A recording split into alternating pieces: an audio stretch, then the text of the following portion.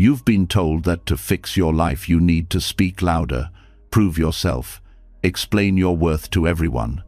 But if that were true, why do you feel drained every time you argue?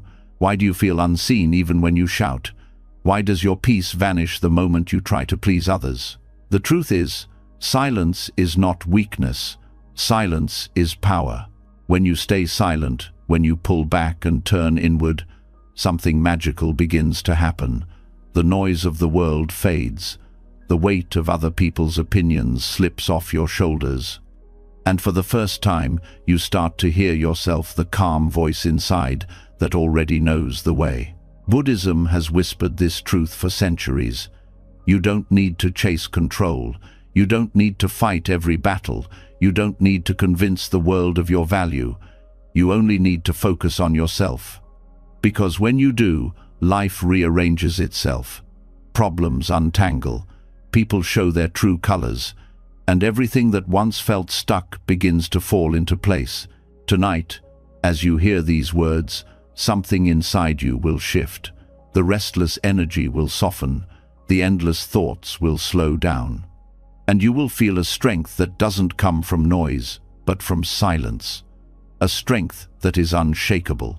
Tomorrow, you will wake with clearer eyes, lighter shoulders, and a heart that finally feels steady. This is not just an idea. This is a transformation waiting for you. Are you ready? When you stay silent and focus on yourself, a shift begins that words can never capture.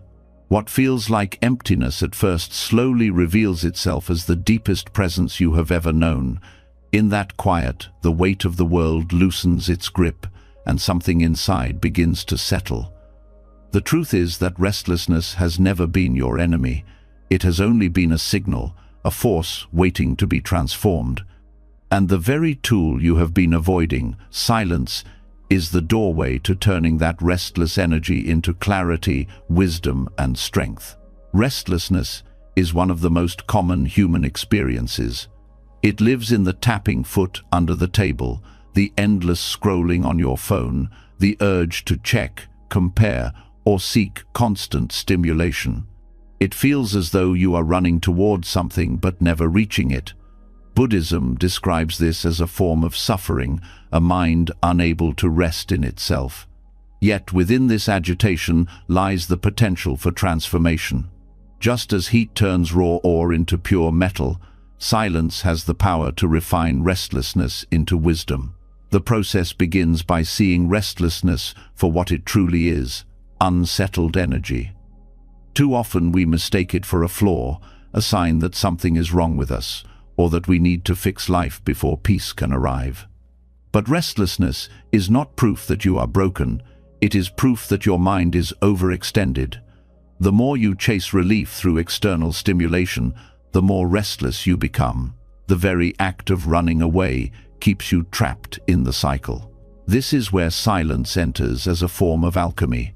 Silence does not force restlessness away. It does not demand perfection or control. Instead, it allows the restless energy to slow down naturally, the way muddy water clears once it is left untouched. The Buddhist texts often use this metaphor. When water is stirred, dirt rises and clouds it.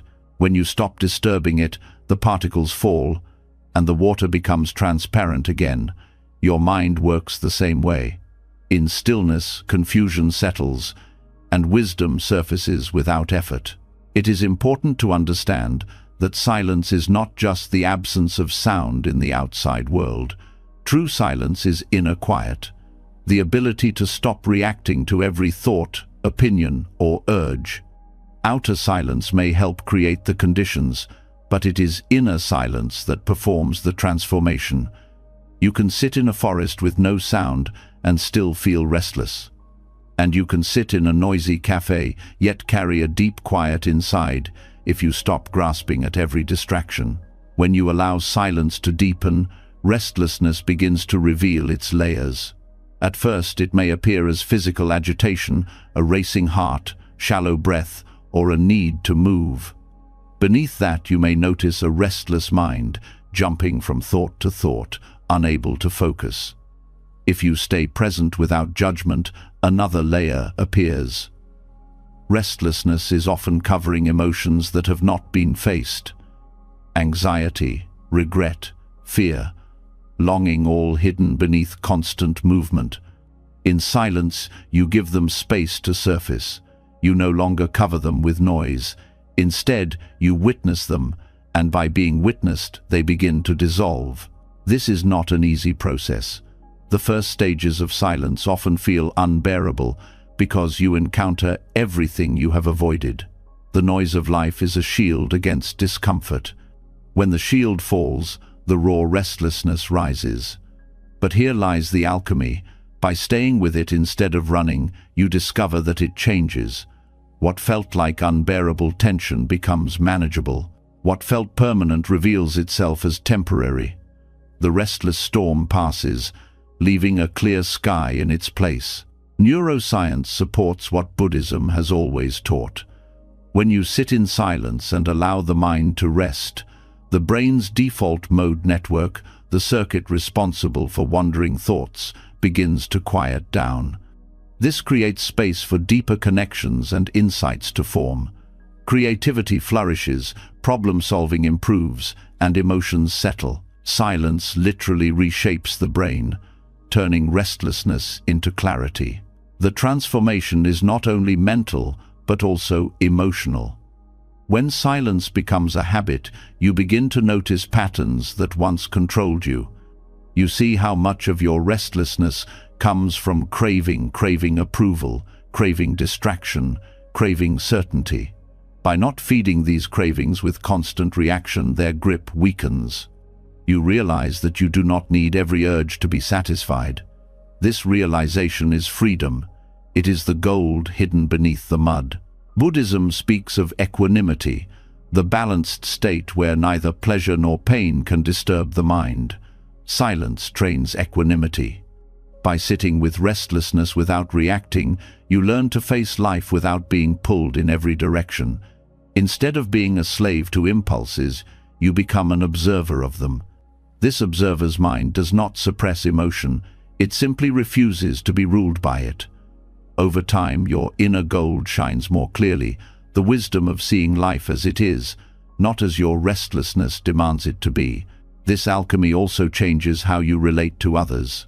Restlessness often pushes people into arguments, over-explaining, or trying to control situations. Silence, on the other hand, shifts the dynamic. When you no longer rush to defend yourself, the tension dissipates. When you no longer need to prove, power shifts. People sense calmness in you, and it disarms their aggression. This is not passivity, it is mastery. You discover that silence speaks louder than words ever could. On a deeper level, silence transforms your relationship with time. Restlessness is often tied to the future or the past, worrying about what might happen, replaying what already did. Silence roots you in the present. It shows you that peace exists only now, in this moment. The more you practice, the more natural it becomes to rest in the present instead of running from it. This presence itself is inner gold because it frees you from the endless chase. But silence must be practiced, not only admired. It begins with small steps, pausing before you react, breathing before you speak, taking a moment each day to sit without distraction. These moments accumulate. Each pause is like a drop of clear water poured into the muddy bowl. Over time, the whole bowl clears. Silence becomes less of an effort and more of your natural state. The fruits of this transformation reveal themselves gradually. You may notice you are less reactive in conflicts. You may find that anxiety softens without needing constant solutions. You may see opportunities arise that were hidden when your mind was clouded. This is not coincidence. This is the natural alignment that silence creates.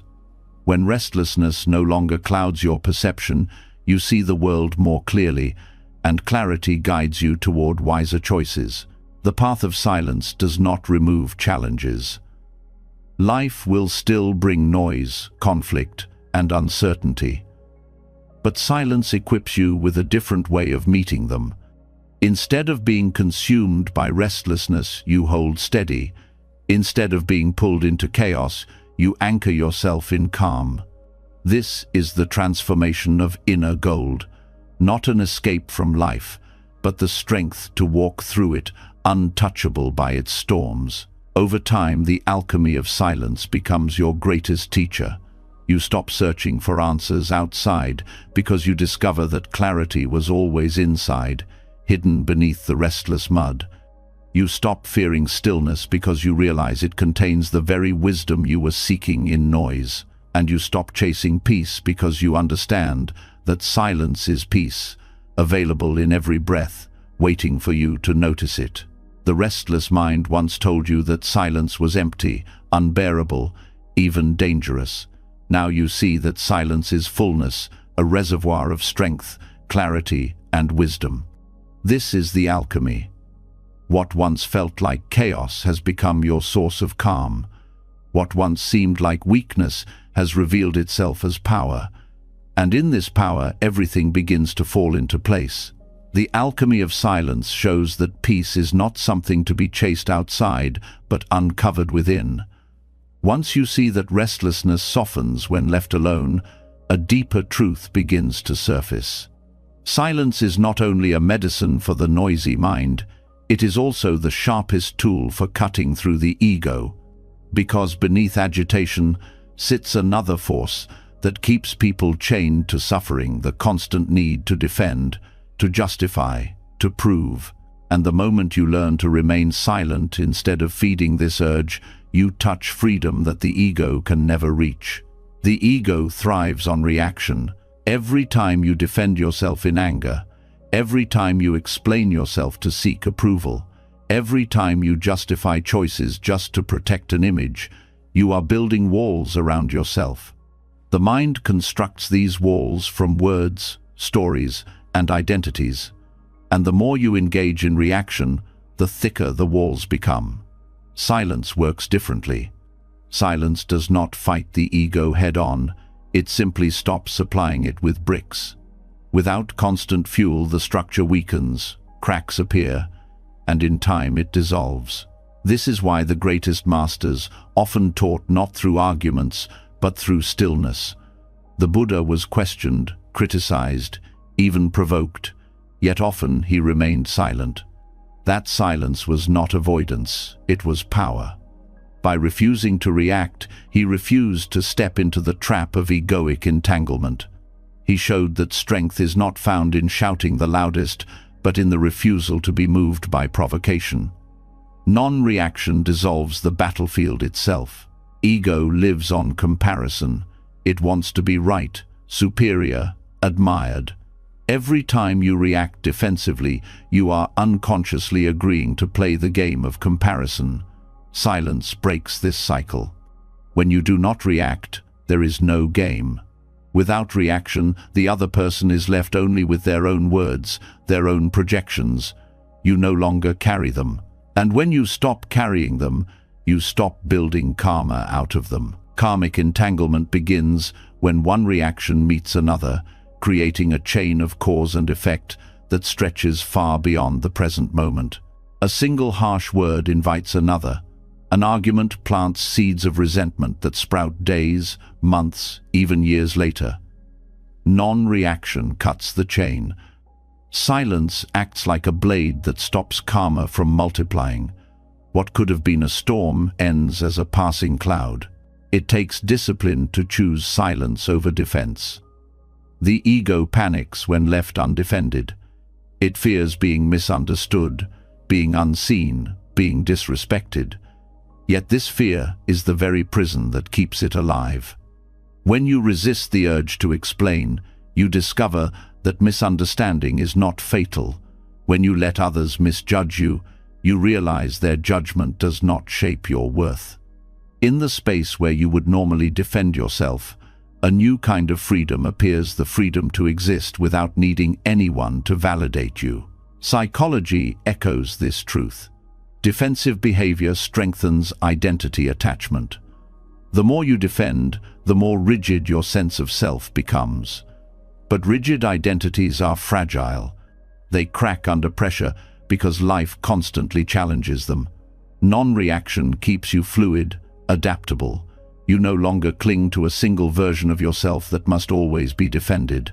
You become light, free to grow, free to change. This practice also transforms relationships. Most conflicts are not about the issue at hand, but about the ego's refusal to let go.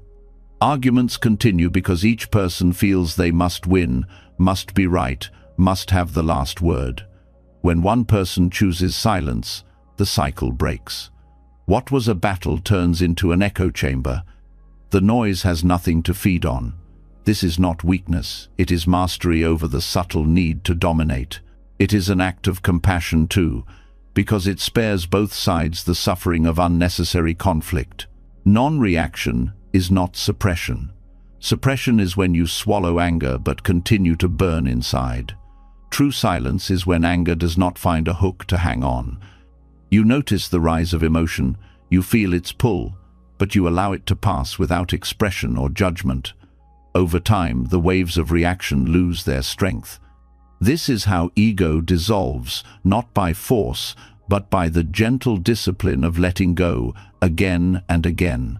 One of the strongest signs of ego is the obsession with being understood. We feel the need to explain our choices, to prove our worth, to justify our silence itself. Yet the more we chase understanding, the more tangled we become. Non-reaction shows you that being misunderstood is not a threat. When you no longer fear being misunderstood, you no longer live as a hostage to others' opinions. That is liberation. Spiritual texts often describe the ego as a thief. It steals your peace by demanding reaction. It convinces you that silence means weakness, that without defense you will be diminished. But when you practice non-reaction, you realize the opposite is true. Silence returns your power. Reaction scatters energy outward, while silence gathers it inward. With every unspoken defense, you grow stronger. With every unjustified choice, you become freer. Life constantly presents opportunities to practice this. A sharp comment from a colleague, a criticism from a loved one, a stranger's rudeness. In those moments, the ego demands immediate response. Yet if you pause, breathe, and let silence carry you, you will see the pattern. The anger that rises is not about truth but about ego needing fuel. And when you stop giving it fuel, the fire dies. Silence also protects your energy. Defending yourself consumes enormous amounts of mental and emotional strength. Justifying yourself to others drains your spirit. In non-reaction, you conserve that energy, redirecting it toward growth and awareness. Instead of wasting hours rehearsing arguments in your mind, you channel that power into presence, creativity, and compassion. The energy once trapped in ego now nourishes your true self. In Buddhist practice, this is closely tied to the principle of right speech. Silence is not just the absence of harmful words, it is the foundation of wise words. Only when you stop reacting blindly can your speech emerge from clarity rather than ego. By holding silence first, you ensure that when you do speak, your words are free from the chains of defense and filled instead with wisdom. Another hidden gift of non-reaction is that it reveals the illusions of control. The ego reacts because it believes it can shape how others see you, how situations unfold, how outcomes align. But reality is larger than that. Others' perceptions are beyond your control. Outcomes are beyond your grasp. Non-reaction teaches surrender to what island, and in that surrender, the false power of ego falls away, replaced by the quiet strength of acceptance. Choosing silence over justification also rewires how you see yourself. The ego is built from stories about who you are, what you must protect, how you must appear. Each time you defend those stories, you reinforce them. But when you allow criticism or misunderstanding to pass without reaction, you weaken those stories. You realize that you are not the story at all. You are the awareness beneath the story, untouched by praise or blame. This realization dissolves karmic patterns as well. Many conflicts are not new, but repetitions of old wounds. The ego reacts because it carries unresolved impressions from the past. Non-reaction breaks these loops. By not engaging, you refuse to plant new seeds of resentment. Slowly the old seeds die without nourishment, and karma loosens its grip. The present moment becomes lighter, no longer burdened by echoes of the past. There is a quiet dignity in choosing silence, dignity not built on pride but on inner steadiness. You discover that your worth does not increase when people agree with you and does not decrease when they criticize you. Worth is not something that needs defense. It exists in the simple fact of your being. Non-reaction protects this dignity because it refuses to hand control of your peace to anyone else. The practice deepens when applied not only in conflict but also in daily life. When tempted to justify why you said no to an invitation, hold silence. When urged to explain your choices just to avoid judgment, hold silence. Every time you resist the pull to defend, you cut a thread of ego. Over time, these threads unravel completely, leaving you free. As the ego dissolves through non-reaction, something greater takes its place: authenticity. When you no longer perform for approval or defend against criticism, you begin to act from your true nature. Your choices align with what feels deeply right rather than what will be accepted. Your presence grows lighter because you are not dragging the armor of constant defense. This is not only liberating for you, but healing for those around you, because they no longer meet a mask but a soul. The journey of ego dissolution is not about erasing individuality, but about removing the false weight of identification. You remain unique, but no longer enslaved to the need to protect an image. Silence helps you live in truth without noise. Non-reaction frees you to be, without clinging to what others think that being should look like. And in this freedom, you discover the deepest gift, peace that cannot be shaken, and a self that is not a mask, but pure awareness. In the end, silence does not make you less. It strips away the layers that never belonged to you. It reveals what remains when defense and justification fall away. It prevents the endless karmic loops that keep suffering alive, and in its stillness you uncover a strength that words cannot touch. Non-reaction is not weakness. It is the dissolution of ego. It is the end of chains. It is the beginning of freedom. When silence begins to dissolve the ego, something deeper calls you forward. It is no longer only about holding your peace in moments of conflict or choosing non-reaction when provoked. The path now invites you to live silence as a discipline, not an occasional practice. This is what the Buddha referred to as noble silence, a silence that is not merely absence of speech, but the presence of awareness, restraint, and clarity. To walk with noble silence in daily life is to bring the wisdom of stillness into every environment, whether at work, with family, or in ordinary routines, so that silence is not a retreat you visit, but a way of living you embody. Noble silence is not muteness. It is not cutting yourself off from the world or refusing to speak at all. Instead, it is the deliberate choice to withhold words that do not serve clarity, compassion, or truth. In retreats, practitioners are guided to remain silent for days so that the mind may settle. Yet the true challenge is carrying this silence into daily interactions, where temptations to speak unnecessarily surround us. Every workplace discussion, every family gathering, every casual exchange offers a test. Do you speak from clarity, or do you fill the air with words that clutter? The discipline begins with awareness of speech. In most conversations, people talk not to communicate, but to release tension, to avoid discomfort, or to seek validation. Words become noise. Noble silence asks you to watch this impulse. Before speaking, you pause and ask, is this necessary? Is it kind? Is it true? Is it timely? When the answer is no, you allow silence to remain.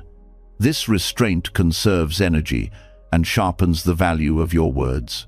In the workplace, this practice transforms communication.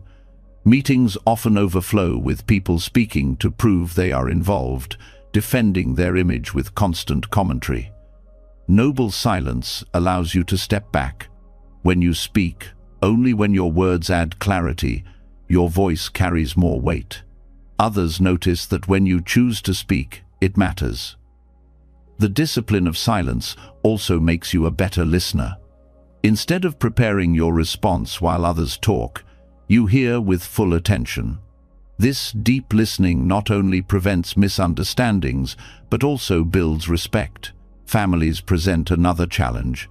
In close relationships, the temptation to correct, defend, or comment is constant. Silence here does not mean withdrawing affection. It means choosing not to feed unnecessary conflict. When an argument rises, noble silence gives space for emotion to settle instead of escalating with reactive words. Parents practicing this can transform family dynamics.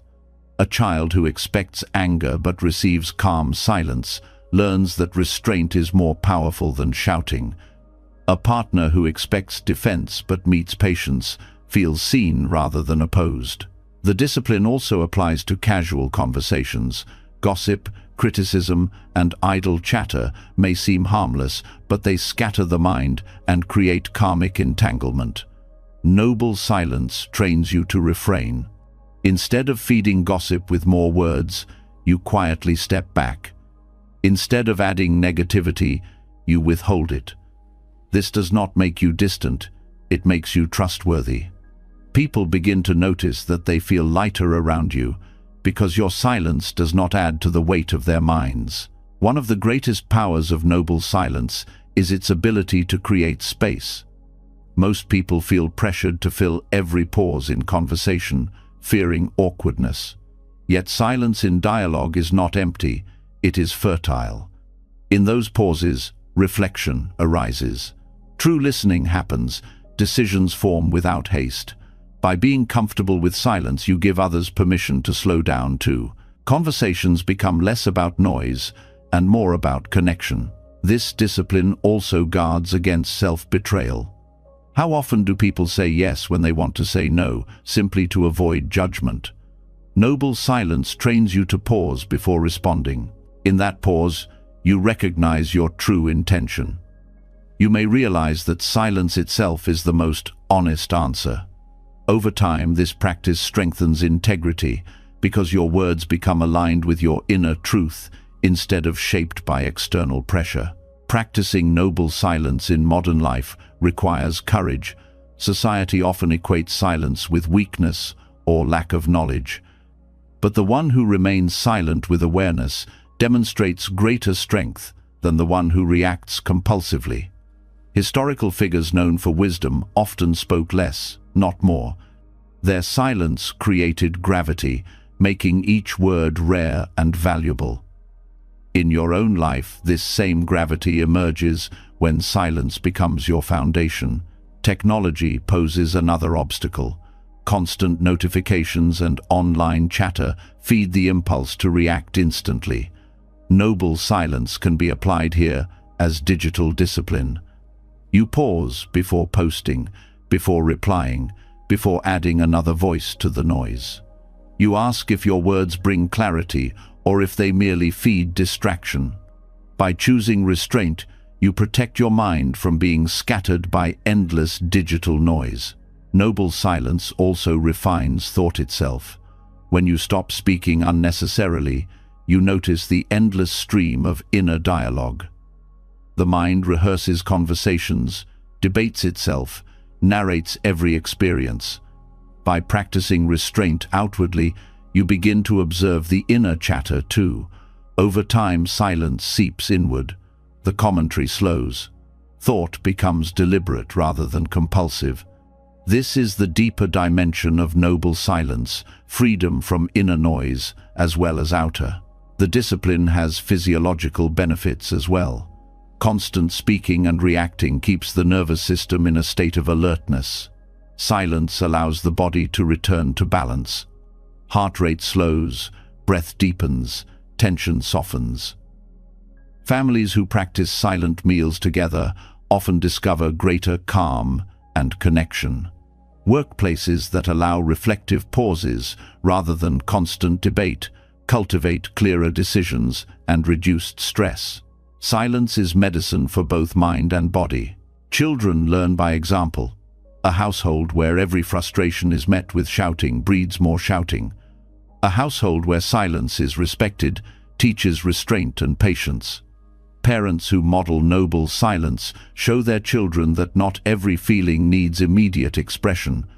They teach that space can carry wisdom, that listening can be as powerful as speaking. These lessons shape emotional intelligence far more than lectures ever could. Noble silence is also an act of compassion. When you hold back from unnecessary words, you spare others from carrying the burden of your scattered thoughts or harsh reactions. You give them the gift of space. You also protect yourself from regret. Many conflicts arise not from actions, but from careless words spoken in haste. Silence prevents wounds before they form. It is compassion in its most subtle form, the choice to refrain rather than to harm. Yet this discipline does not mean silence always. Noble silence is not avoidance of truth. When words are needed to protect, to guide, to express love, they are offered with clarity. The difference is that now speech arises from awareness, not impulse. When silence is your ground, words become clean, precise, and healing. This is why noble silence is considered noble. It elevates both silence and speech into tools of wisdom. Practical steps help build this discipline.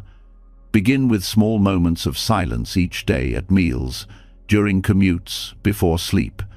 Notice the urge to fill space with words, and instead allow silence to remain. In conversations, practice pausing before responding. Let silence stretch without rushing to cover it. Gradually, you become more comfortable with these spaces. At work, set the habit of speaking only when necessary. At home, practice silent listening, giving full presence without interruption. With friends, resist gossip and redirect conversations toward clarity or remain quiet.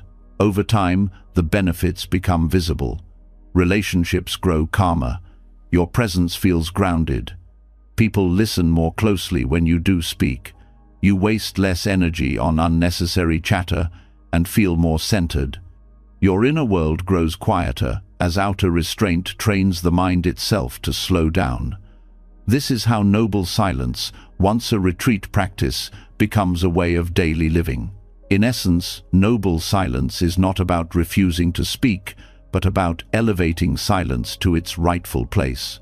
Words lose power when scattered carelessly. Silence restores their value by giving them space.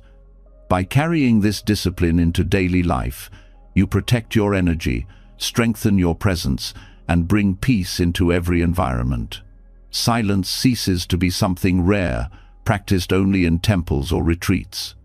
It becomes a living practice woven into the fabric of ordinary life. When silence is lived in this way, you begin to see its deeper meaning. It is not just a technique for calm, it is a way of embodying awareness in every interaction. It teaches patience, compassion, and strength. It dissolves unnecessary conflict and cultivates dignity. It nurtures authenticity and protects integrity.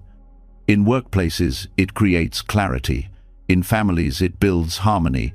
And within yourself, it opens the door to wisdom. This is the discipline of noble silence. Not absence, but presence. Not withdrawal, but mastery. Not emptiness, but fullness of being.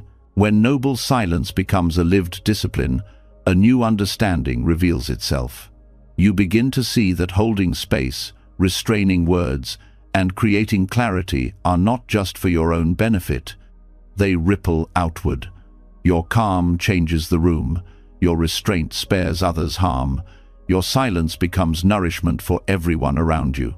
This discovery leads to a deeper truth. Turning inward and focusing on your own growth is not selfishness at all. It is compassion in disguise.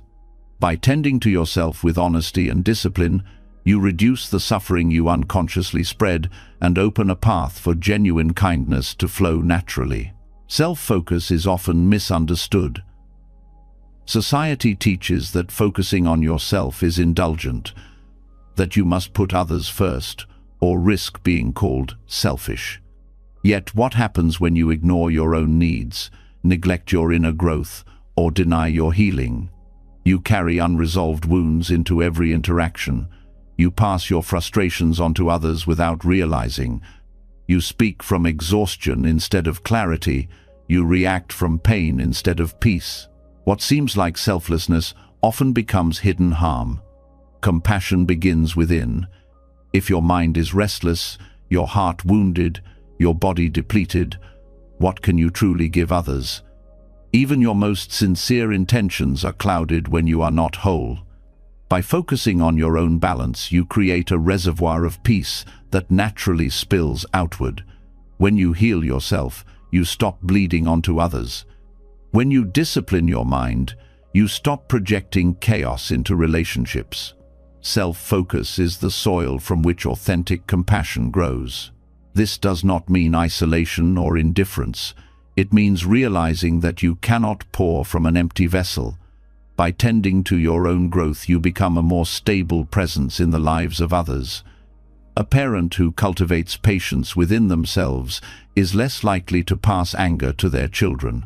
A partner who learns self-awareness is less likely to project insecurities into the relationship.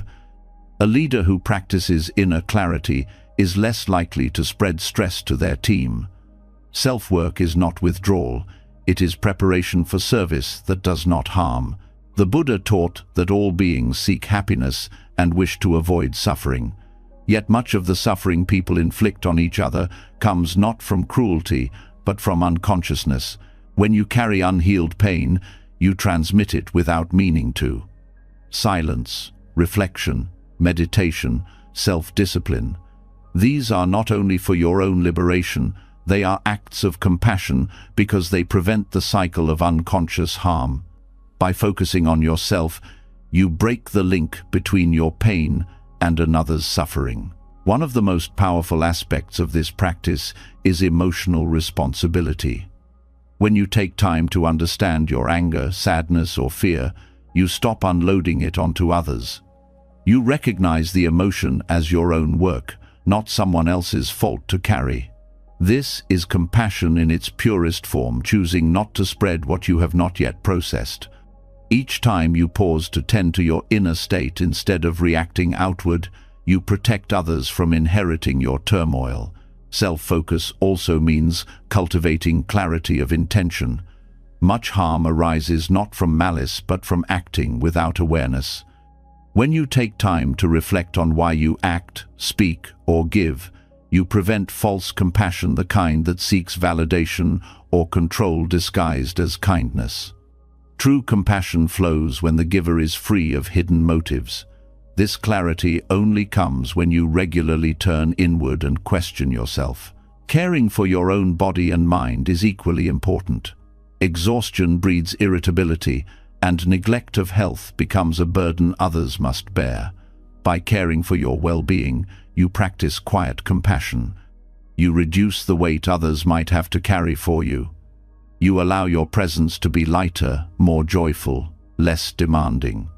Self-focus here is not vanity, but responsibility. The responsibility to maintain yourself so that your presence does not drain those around you. In relationships, this truth becomes clear. People often expect others to fill their emptiness, to heal their wounds, to make them whole. This is a heavy demand, one that creates cycles of dependency and resentment. When you focus on your own growth, you free others from carrying the weight of your unmet needs. Love becomes lighter because it is shared between two whole beings rather than used as a bandage for wounds. This is why the most compassionate gift you can offer a partner is to take responsibility for your own healing. In families, the same principle applies. Parents who neglect self-care often pass stress to children. Children who grow up carrying the unprocessed pain of their parents struggle with burdens that are not theirs. When a parent chooses to focus inward to break their own cycles, they end suffering for future generations. Compassion here is not grand gestures, it is the quiet courage to face your own shadows so your children do not inherit them. Even in workplaces, the principle holds.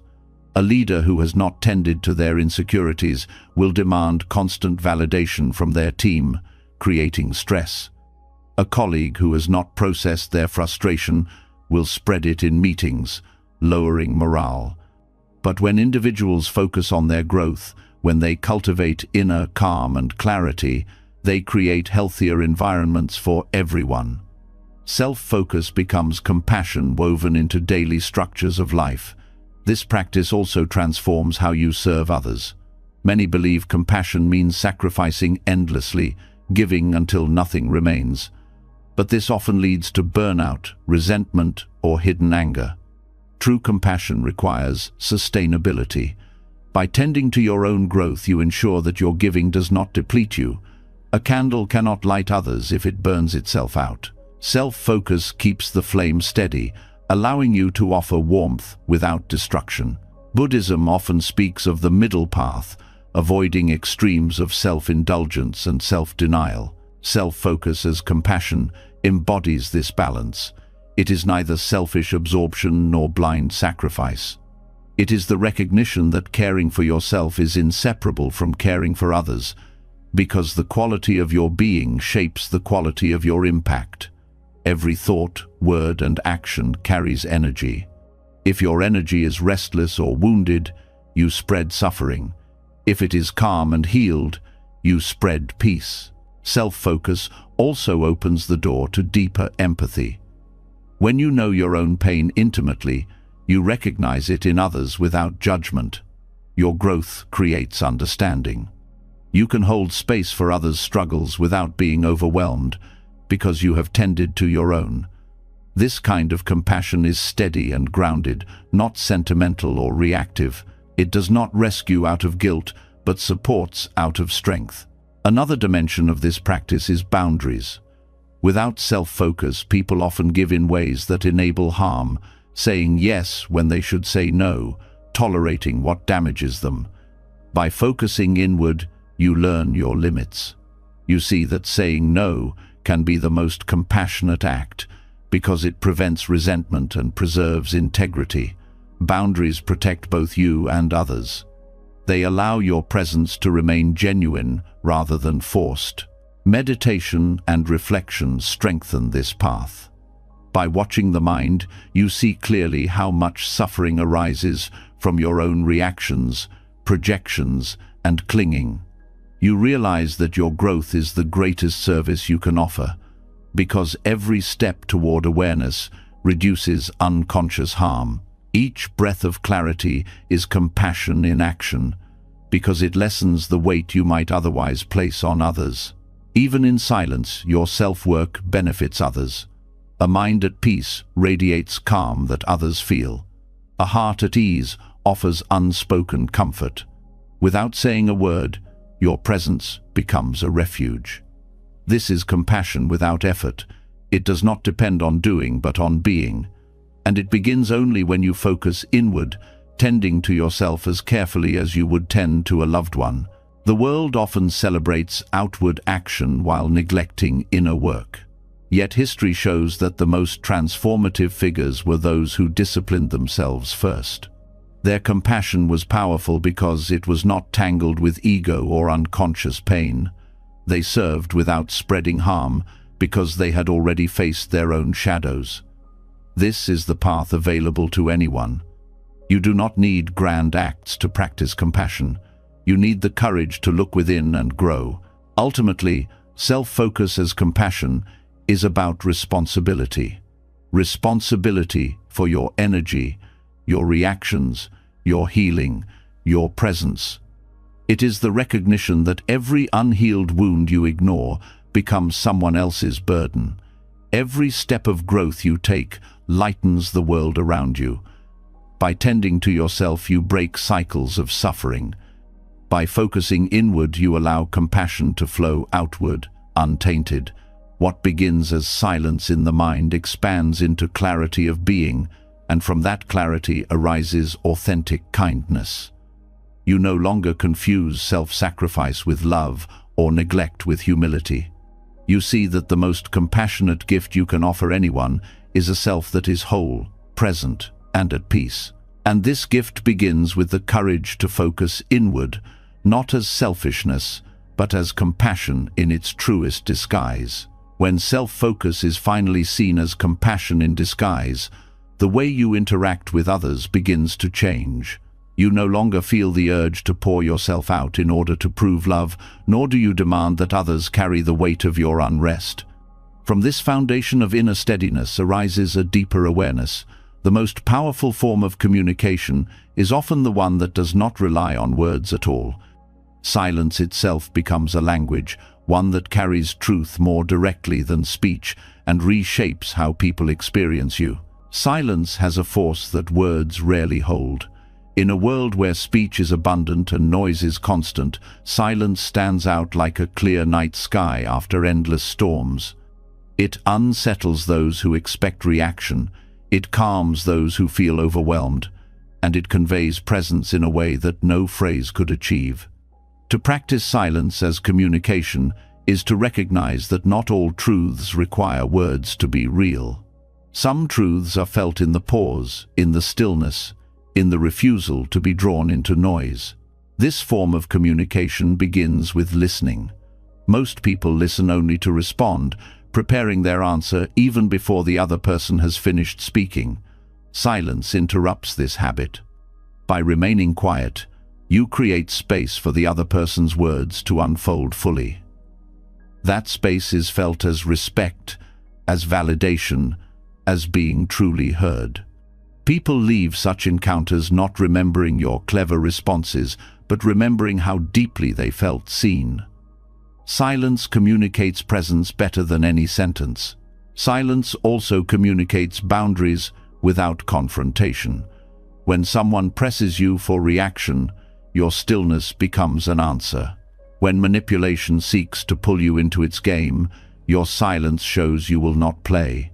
You do not need to argue, to explain, or to defend. Silence itself is refusal, delivered without hostility. In this way, it protects you while preserving dignity for both sides. In relationships, silence often speaks the most tender truths. A moment of shared quiet between loved ones conveys intimacy beyond words. Sitting together without the need to fill space shows a bond that is deeper than chatter. Silence says, "Your presence is enough." It allows love to breathe, free from the pressure of constant verbal reassurance. This type of silence is not distance, it is closeness distilled to its purest form. In conflict, silence becomes transformative. Arguments thrive on reaction, on escalation, on the volley of words. When one person holds silence, the momentum falters.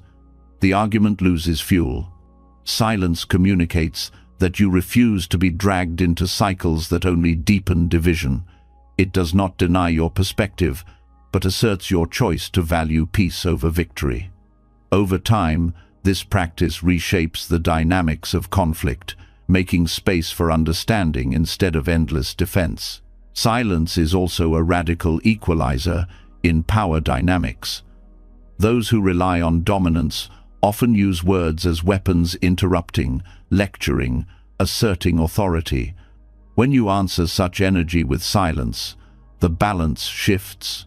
The absence of reaction unsettles the aggressor. They can no longer feed on resistance. The very act of not speaking becomes a statement of strength. Leaders throughout history have understood this, wielding silence not as passivity but as presence that demands attention. Another dimension of silence as communication is its role in truth-telling. Words can be manipulated, twisted, or misunderstood. Silence leaves less room for distortion. A pause, when asked a dishonest question, a refusal to participate in gossip, a withheld opinion. When others seek validation, all communicate more truth than spoken explanations. Silence allows reality to speak for itself. In this sense, it is not empty but full of integrity. The practice of silence also reveals authenticity. Many people use words to hide, to present masks, to create illusions. When you hold silence, there is no mask to maintain. Your presence communicates itself without the shield of language. This authenticity is often felt by others, even if they cannot explain it. They sense honesty in your quiet, a transparency that words might otherwise cover. Silence is equally powerful in moments of grief and suffering. When someone is in pain, words often fail. Attempts to comfort can sound hollow or forced. Silence, however, holds space for their sorrow without trying to fix it. Simply being there, without commentary, communicates more compassion than any phrase could carry. The grieving heart does not need explanations, it needs presence. Silence is that presence, steady and unbroken. In daily life, silence enhances the value of your speech. When words are scarce, they are treasured. People lean in to hear what you will say because they know it will not be wasted. This is the paradox. By speaking less, you increase the impact of your speech. Silence communicates that your words carry weight, that they are chosen carefully. This changes how others respond to you. Silence also trains you to master timing. Communication is not only about content, but about when words are delivered. A well-placed pause can shift an entire conversation. It allows others to reflect, to reconsider, to process. Silence creates rhythm in dialogue, preventing it from becoming a stream of unchecked noise. Master communicators know that the pause is as important as the sentence. In families, silence can teach lessons no lecture could. A parent's quiet presence during a child's mistake can be more powerful than a barrage of scolding. It communicates disappointment without humiliation, guidance without anger. The child feels the weight of silence more deeply than words that could be dismissed. Silence, when offered with love, becomes a teacher. In workplaces, silence conveys authority. A leader who does not rush to fill every silence with talk is perceived as thoughtful, composed, in control. Their pauses suggest consideration rather than hesitation. Silence communicates that decisions are not made impulsively. This presence inspires confidence, while constant chatter often undermines credibility. Silence is also a radical tool for healing social dynamics. In cultures where voices compete for dominance, choosing not to add more noise can itself be an act of compassion. Refusing to fuel gossip, declining to escalate conflict, withholding judgment, these are silences that heal. They communicate values not through slogans, but through lived restraint. They reshape the environment into one of respect rather than chaos. There is another side to silence that is often overlooked: its ability to reveal truth in others. When you hold silence, others reveal themselves. In the absence of your reaction, they expose their own intentions, their own fears, their own projections. Silence acts like a mirror. It communicates without effort, simply reflecting back what is already present. In this way, silence becomes the sharpest tool of discernment. Silence as communication also nurtures humility. Words often serve the ego's need to display knowledge, to control narratives, to impress. By withholding speech, you let go of that need. You communicate that you do not need to dominate the space. This humility creates openness in others, making them more willing to share and connect. Spiritual practice deepens this understanding. In meditation, silence is not the absence of sound, but the presence of awareness. The same applies to communication. When your silence is full of presence, people feel it. It is not withdrawal, but attention sharpened to its purest point. You are there fully, and that fullness communicates more than any phrase. To live this in practice requires discipline. It means resisting the reflex to fill pauses, to explain unnecessarily, to react out of discomfort. It means trusting that silence itself is enough. In conversation, you may find silence difficult at first, fearing awkwardness. But with time, you see that silence is not awkwardness, it is depth. The discomfort dissolves as you recognize the richness it carries. When practiced consistently, silence reshapes your identity in the eyes of others. You are no longer seen as someone who wastes words or reacts impulsively. You are seen as someone whose presence speaks without noise, whose stillness carries meaning. This reputation builds respect without effort. It arises naturally from the discipline of silent communication. At its highest expression, silence becomes a spiritual transmission. Great teachers have often communicated their deepest truths, not through speeches, but through their presence. Students felt transformed simply sitting in silence with them. This is the ultimate form of communication, truth, carried not by sound but by being itself. And though few may reach this level, every step you take towards silence brings you closer to it. Silence as communication is radical because it refuses the world's demand for endless noise. It reshapes relationships by replacing reaction with presence. It shifts power dynamics by dismantling the games of ego. It deepens intimacy by creating space for connection without words. It heals by withholding harm and amplifies truth by refusing distortion. In silence, you speak a language older than words, a language everyone understands but few remember. To live this language daily is to carry a hidden power. You do not need to prove it, display it, or explain it. It radiates in the pauses, in the quiet, in the restraint. Silence communicates not emptiness but depth, not weakness but strength, not withdrawal but love. And when silence becomes your way of speaking, you discover that the world listens more closely than it ever did when you filled it with words. When silence is lived as a language, and not just an absence of sound, a profound realization begins to emerge. You see that communication without words carries truth more powerfully than endless speech. From here, the journey deepens further into a principle that seems almost contradictory, the paradox of non-doing. Buddhism teaches that there is a strength in allowing rather than forcing, in releasing rather than clinging, in stepping back so that life itself can reorganize. What at first feels like inaction reveals itself as the deepest form of wisdom. Non-doing does not mean laziness or neglect. It is not indifference to responsibilities. It is a state where the constant need to control is dropped, where striving is replaced with trust, and where effort is guided by awareness instead of agitation. For most of us, restlessness shows up as the urge to fix, to interfere, to manage outcomes beyond our reach. The paradox is that this grasping rarely creates harmony, it often multiplies chaos.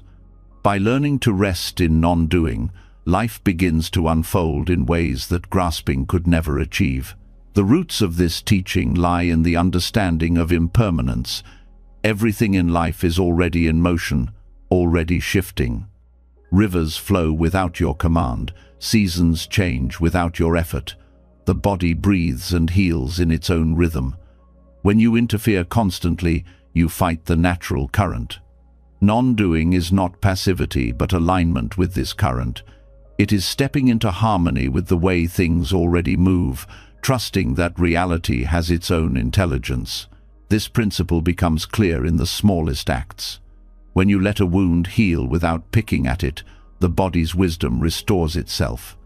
When you stop chasing sleep and simply rest, the body drifts into slumber on its own. When you stop forcing a solution to a problem, clarity often arises unexpectedly, in a quiet moment, without pressure. These examples show the paradox. By not grasping, by not striving, you create space for resolution. Non-doing allows natural intelligence to take over. The ego struggles with this because it thrives on control. It believes that without constant effort, life will collapse. But the opposite is true. Constant control tightens knots. Non-doing loosens them. The mind that stops interfering discovers that things have a way of resolving when given space. This is why many of life's breakthroughs occur not in moments of struggle, but in moments of rest, on a walk, in meditation, in silence. The paradox is that stepping back often moves you further than pushing forward. In relationships, non-doing plays a transformative role. Many conflicts persist because each side pushes harder, trying to change the other. The harder the push, the deeper the resistance. When one person practices non-doing, no longer demanding, no longer pressing, space opens. In that space, change becomes possible. Sometimes it is not words or persuasion that heal relationships, but the quiet release of control. Allowing another to be as they are can dissolve tension more effectively than years of argument. The same principle applies to personal growth. Modern culture glorifies constant striving, self-improvement as endless effort. But true growth is not about piling more onto yourself. It is about shedding what is false, letting go of what no longer serves. Meditation itself is a practice of non-doing. You sit, you breathe, you stop chasing. And in that stillness, layers fall away. You grow not because you force growth, but because you allow your deeper nature to surface. Non-doing also shifts your relationship with time. Striving makes you rush, always pushing toward the next milestone. Non-doing brings you into presence. You see that each moment has its own completeness, that you do not need to hurry to arrive elsewhere. This presence is not idleness, it is a fullness of being here and now. The paradox is that by ceasing to chase the future, you actually prepare yourself best for it. Every wise decision is born not from panic, but from presence. One of the greatest challenges is applying this to ambition. People fear that without striving they will lose success. That non-doing means giving up on dreams. But Buddhism does not deny effort, it refines it. Effort that arises from ego's grasping is exhausting and narrow. Effort that arises from non-doing is natural, effortless in quality, because it aligns with conditions rather than forcing them. You plant seeds, you water them, but you do not tug at the sprouts to make them grow. The growth happens on its own. In daily life, this practice can be subtle.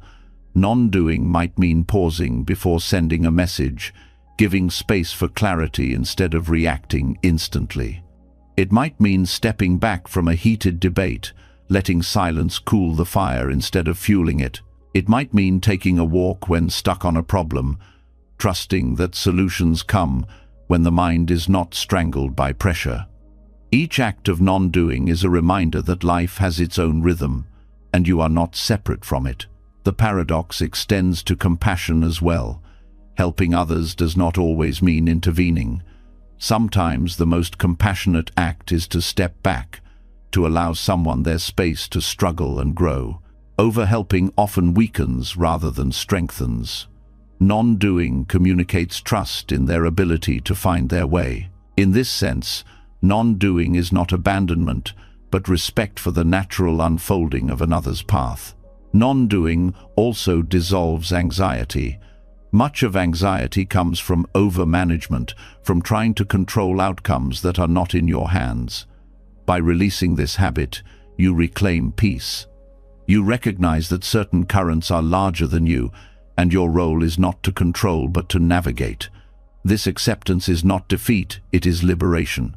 Anxiety weakens when you stop trying to dominate what cannot be dominated. The body teaches this lesson naturally. Breath flows without effort. Digestion occurs without command. The heart beats without instruction. Life sustains itself through countless acts of non-doing. When you align with this truth, you live with less resistance. You realize that the same intelligence guiding your breath is guiding the larger flow of your life. Trusting it is not neglect, but wisdom. Art and creativity thrive on this paradox. Many artists speak of breakthroughs arriving not during forced effort, but in moments of rest, when they stop pushing. Writers find clarity after stepping away from the page. Musicians hear melodies in silence. Creativity is the fruit of allowing, not of clinging. Non-doing opens the channel for inspiration to flow. Nature embodies this wisdom fully. Trees do not strain to grow. They rise naturally toward the sunday. Rivers do not force their path. They carve it patiently through persistence. Flowers do not hurry to bloom. They open when the season is right. Non-doing is written into every part of existence. To practice it is not to reject effort, but to align with the natural pace of things, trusting timing rather than forcing it. Meditation deepens this understanding. When you sit and release the compulsion to manipulate your experience, you witness how thoughts, sensations, and emotions arise and pass on their own. Non-doing reveals impermanence directly. You see that clinging creates suffering while letting go reveals peace. This experience cannot be learned. Intellectually, it must be lived.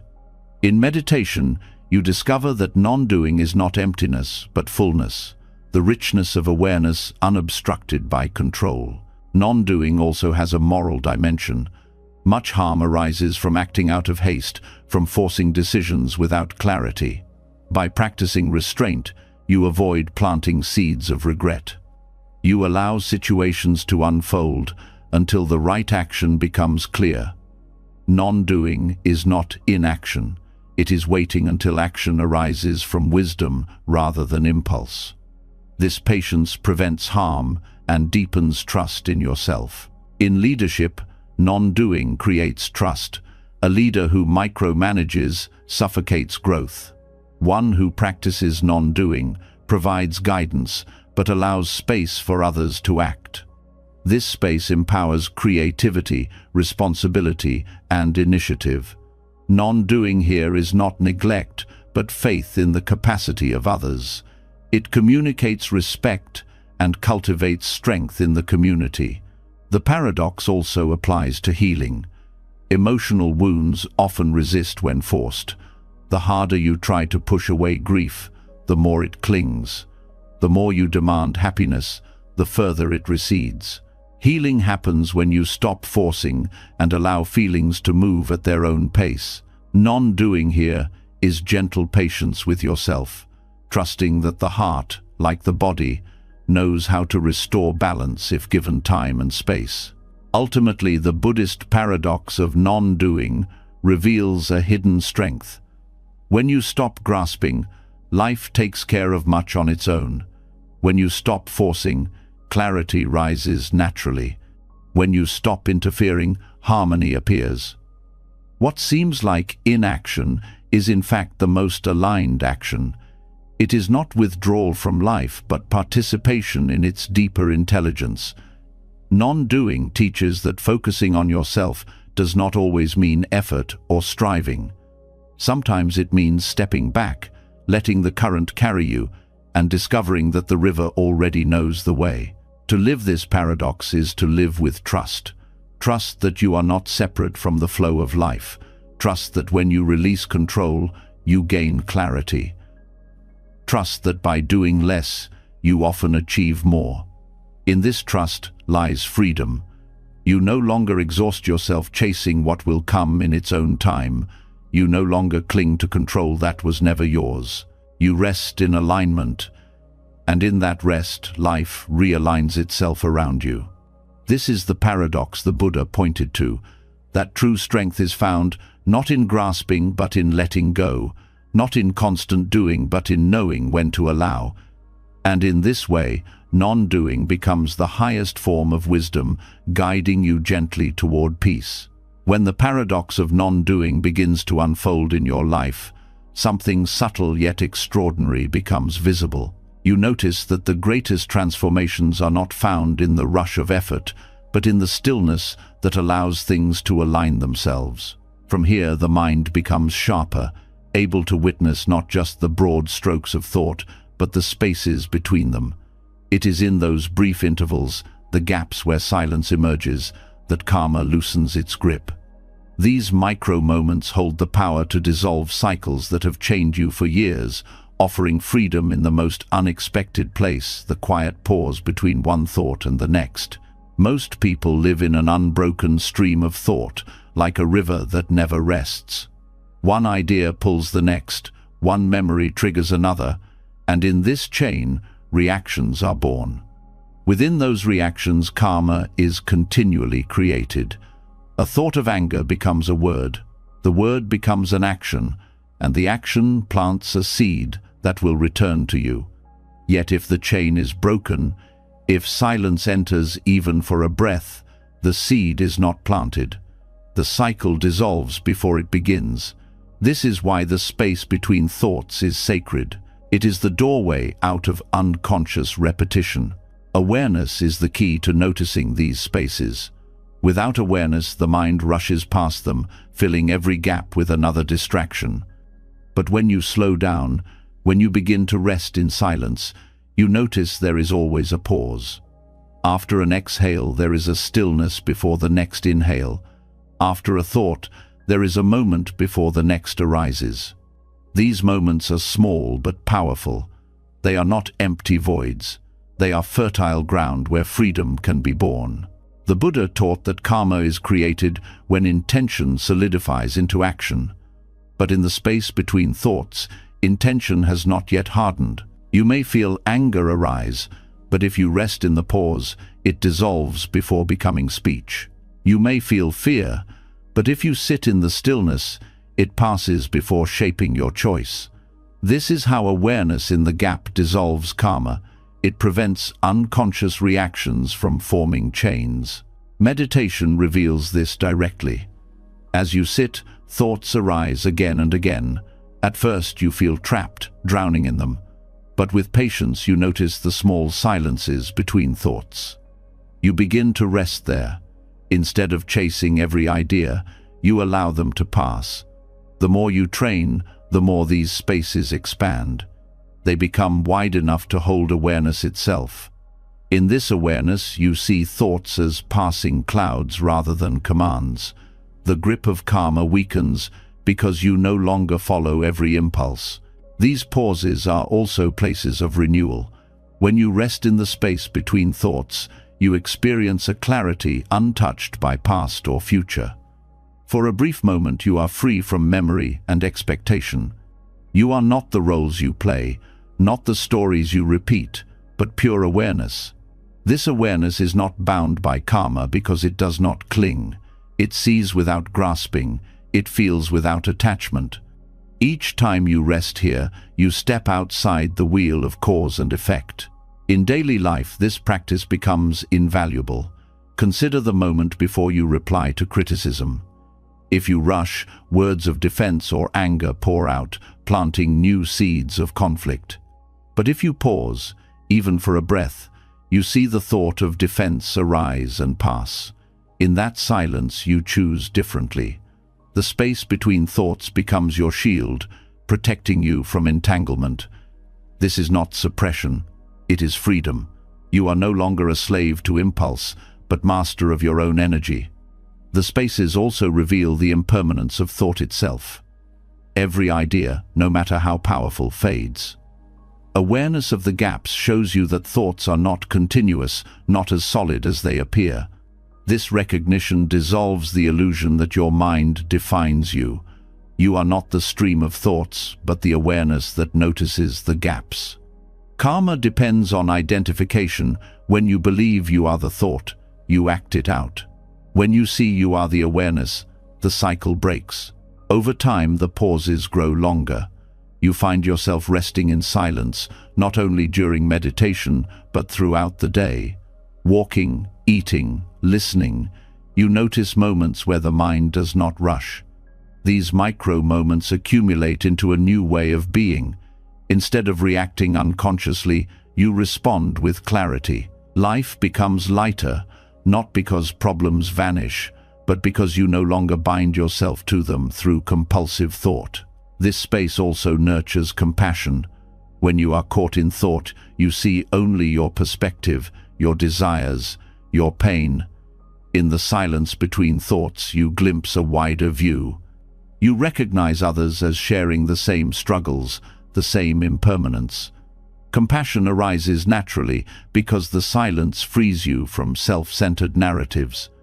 It is in the pauses that the heart opens, no longer blocked by constant mental noise. Science supports this ancient wisdom. Studies on mindfulness show that the brain's reactivity lessens when people learn to pause between stimulus and response. Neural patterns associated with anger or fear lose their strength when interrupted by awareness. This is the modern language of what Buddhism has always taught. The space between thoughts is where transformation begins. The pause rewires not only your mind, but your destiny. Even creativity is born here. When the mind stops its constant chatter, inspiration arises. Many great discoveries happened not during frantic thought, but during quiet moments of stillness. The space between thoughts is where intuition speaks. It is where deeper intelligence emerges, unblocked by noise. By resting in the gaps, you align with a wisdom beyond the limits of ordinary thinking. The discipline of living with awareness of these spaces requires patience. The mind resists silence, rushing to fill every gap. At first, the spaces seem too small, too fleeting. But every time you notice one, you strengthen your capacity. The more you rest in them, the more they reveal. Eventually, you discover that the space is not small at all. It is vast, limitless, the true nature of mind. Thoughts come and go within it, like birds crossing the sky, but the sky itself remains untouched. This recognition dissolves the deepest layers of karma. You see that your essence is not bound by actions of the past or fears of the future. Karma belongs to the movement of thought, to the patterns of reaction. But in the space of awareness, you are free. Each moment you rest there, you weaken the pull of old habits. Each pause becomes a liberation. Karma dissolves, not because the past changes, but because you no longer fuel it with identification. Living this way reshapes every aspect of life. Relationships grow calmer because you no longer react blindly. Work becomes clearer because you respond from awareness instead of stress. Even solitude feels different because you are no longer trapped in restless thought. You discover a peace that does not depend on circumstances, but on your ability to rest in silence. The space between thoughts is not a mystical idea. It is a practical refuge available at any time. A breath before speaking, a pause before acting, a moment of awareness in the midst of daily noise. These are the gateways. Each one prevents the creation of unnecessary karma. Each one dissolves cycles that would otherwise continue. The more you practice, the more natural it becomes, until silence becomes woven into your way of being. In the end, the greatest secret is simple. Freedom is not found in more effort, more control, more striving. It is found in the quiet pauses that life is already offering you. The space between thoughts is not nothing, it is everything. It is where awareness lives, where karma dissolves, where peace begins. To notice it is to step off the wheel of endless cause and effect and rest in the timeless ground of being itself. And the more you live from this space, the more life realigns itself around clarity, compassion, and freedom. When you begin to rest in the spaces between thoughts, the mind reveals its hidden architecture. You see clearly that silence itself is not a gap to be feared, but the foundation of freedom, the place where karma dissolves before it takes shape. Once this discovery has been touched, a deeper question naturally arises. If silence can free you from the prison of thought, what happens when you train the ear of the mind to listen not only to sound, but to the silence that surrounds it? This shift is the essence of listening to emptiness, hearing beyond noise, beyond words, into the vastness that holds everything yet clings to nothing. Listening to emptiness is not about rejecting sound, but about expanding awareness to include what sound arises from and what it returns to. Every note of music rests on silence. Every word depends on quiet to carry meaning. Every sound eventually dissolves into stillness. Yet most people focus only on the noise and miss the ground that gives it life. By learning to listen differently, you begin to notice that silence is not absence, but presence, a subtle fullness more profound than any sound could offer. The practice begins by shifting your attention during ordinary listening. When someone speaks, you hear their words, but you also notice the silence before and after each sentence. In music, you pay attention not only to melody but to the rests between notes, the pauses that shape rhythm. Even in the world's noise, there are always pockets of quiet, the hush between traffic, the stillness after a bird's call. Listening to these spaces changes perception. The world no longer feels overwhelming. It becomes balanced, sound and silence woven together as one. This training opens insight, because silence carries truths, sound cannot. Sound is transient, constantly arising and fading. Silence is steady, always present beneath the noise. When you listen deeply, you recognize that silence is the background of existence itself. It reveals impermanence directly. No sound lasts, yet silence remains. This recognition is not intellectual, but experiential. Each time you hear the stillness behind sound, you touch the timeless. Listening to emptiness also refines concentration. The mind normally jumps from sound to sound, grasping at words, evaluating, judging. But when you anchor awareness in silence, distraction weakens. You no longer chase every noise but rest in the space that holds them all. This steadiness trains the mind in equanimity. Instead of being pushed around by pleasant or unpleasant sounds, you remain centered in the silence that is unchanged. In meditation, this practice becomes a doorway to profound calm. You sit, and instead of fighting with thoughts or chasing stillness, you open the mind to listening. You hear sounds around you without clinging. You notice the silence beneath them. Slowly the focus shifts from content to context, from noise to the field in which noise arises. This field is vast, open, and clear. By resting there, you discover that the mind itself is like space, boundless, empty of solidity, yet able to hold everything. This realization transforms how you relate to the world. In conversations, you no longer rush to fill silence. You listen beyond words, sensing meaning in pauses, in what is unsaid. You discover that true communication is not only in speech, but in presence. Silence speaks of sincerity, of trust, of authenticity. When you train yourself to hear emptiness, you connect with people at a level deeper than language. Listening to emptiness also dissolves reactivity. Harsh words lose some of their sting when you notice the silence they are suspended in. Praise does not inflate the ego as easily. When you recognize it arises and passes like every other sound. By listening to the silence between, you weaken attachment to both criticism and flattery. Life becomes lighter, not because sound ceases, but because you are no longer bound by it. The practice has practical effects in stressful environments. In busy workplaces filled with chatter and demands, listening to emptiness provides a refuge. Even in the middle of noise, you can shift attention to the stillness between sounds, a reminder that beneath chaos there is always space. This perspective calms the nervous system, lowers reactivity, and restores focus. It is a portable sanctuary available anywhere. In families, this awareness deepens intimacy.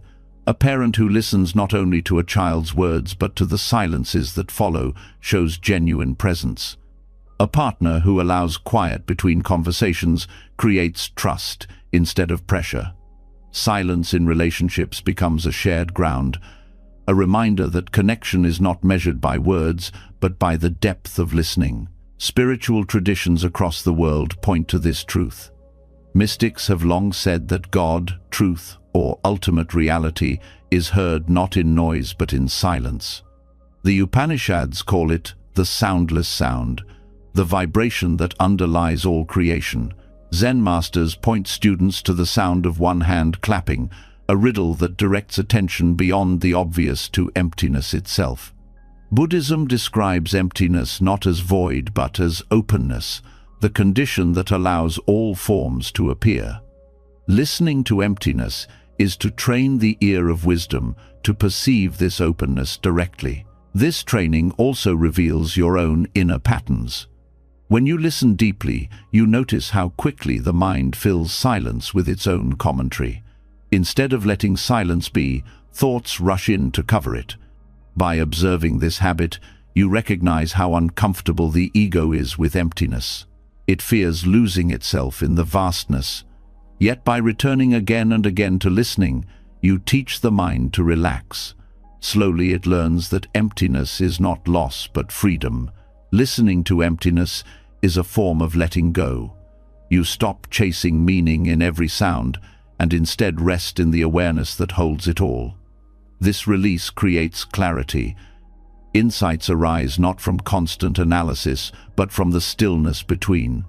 Solutions come, creativity blossoms, and intuition awakens in the quiet space you have learned to notice. In practical terms, you can train this skill in simple ways. Throughout the day, pause and notice the silence before a sound, the stillness after it. When listening to music, shift attention to the rests as much as the notes. In conversations, practice being fully present without rushing to reply. At night, notice the quiet that wraps around the world as you fall asleep. Each practice strengthens the mind's capacity to hear beyond noise into the deeper presence of silence. Over time, this way of listening reshapes identity itself.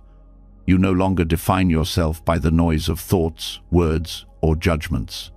You recognize that, like sounds, identities arise and pass, but the silence beneath them remains untouched. This recognition is liberation. You are not the noise of your mind. You are the awareness that hears it, steady and unchanging. The more you live this practice, the more you sense silence even in noise. The city's chaos is punctuated by moments of stillness.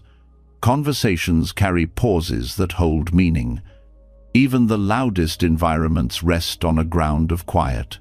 This realization dissolves the idea that peace requires external silence. True peace is the ability to hear emptiness everywhere, to find the stillness beneath sound, no matter the conditions. Listening to emptiness also cultivates humility. You realize that most of what is essential in life cannot be spoken. Love, presence, trust, truth. These are felt in silence more than expressed in words. By honoring silence, you honor what cannot be captured by language. You stop trying to dominate with speech and instead let presence speak. This humility deepens into wisdom. The more you train to hear silence, the more you understand impermanence and emptiness. Sounds pass, words fade, but silence remains. Everything arises and falls back into this openness. By living in awareness of it, you step closer to the truth the Buddha pointed to. That emptiness is not nothingness, but the boundless ground of being. Ultimately, listening to emptiness is listening to life itself. It is training the mind to notice what is usually overlooked, to value the invisible as much as the visible. It is a discipline of presence, a refinement of awareness, and a path to freedom. Each pause, each space, each silence becomes a teacher, and in hearing beyond words, you discover a truth that no words could ever fully express, that emptiness is not absence, but the very fullness of reality itself. When the practice of listening to emptiness becomes natural, you begin to sense that silence is not only a refuge, but also a mirror. The same quiet that reveals the stillness beneath sound now starts to reflect back what has long been hidden.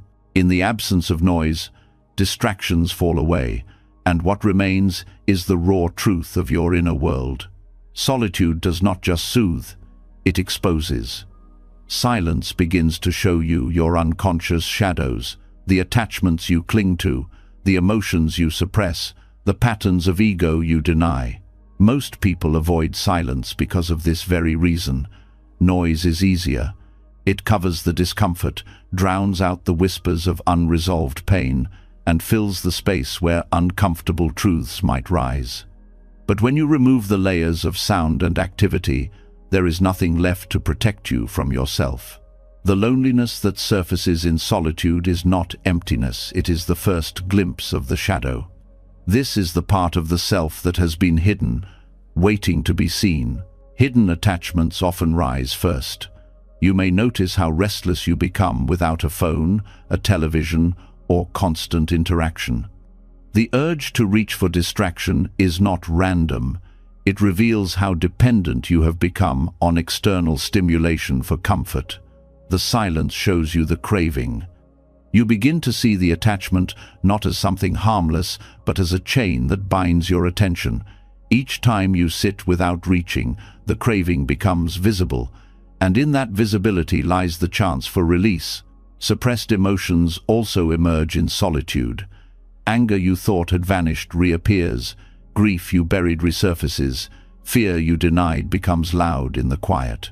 These emotions were never gone. They were simply pushed beneath the noise of daily life. Silence removes the cover, and suddenly the weight you carried unknowingly becomes clear. Though uncomfortable, this is healing. By facing the emotions directly, without distraction, you allow them to move and dissolve, instead of remaining trapped in your body and mind. The ego, too, reveals its patterns in silence. When there is no one to impress, no one to argue with, no audience to maintain, you notice how much of your identity depends on external validation. You may feel unease, as though without others watching you do not exist. This is the ego's fragility exposed. Silence shows you the subtle ways you create stories about yourself, how you constantly narrate your importance, how you build images to feel secure. Alone and quiet, those images crumble, and the raw truth of impermanence surfaces. This reflection is not punishment, it is a gift. Without the mirror of silence, the shadow remains hidden, shaping your life unconsciously.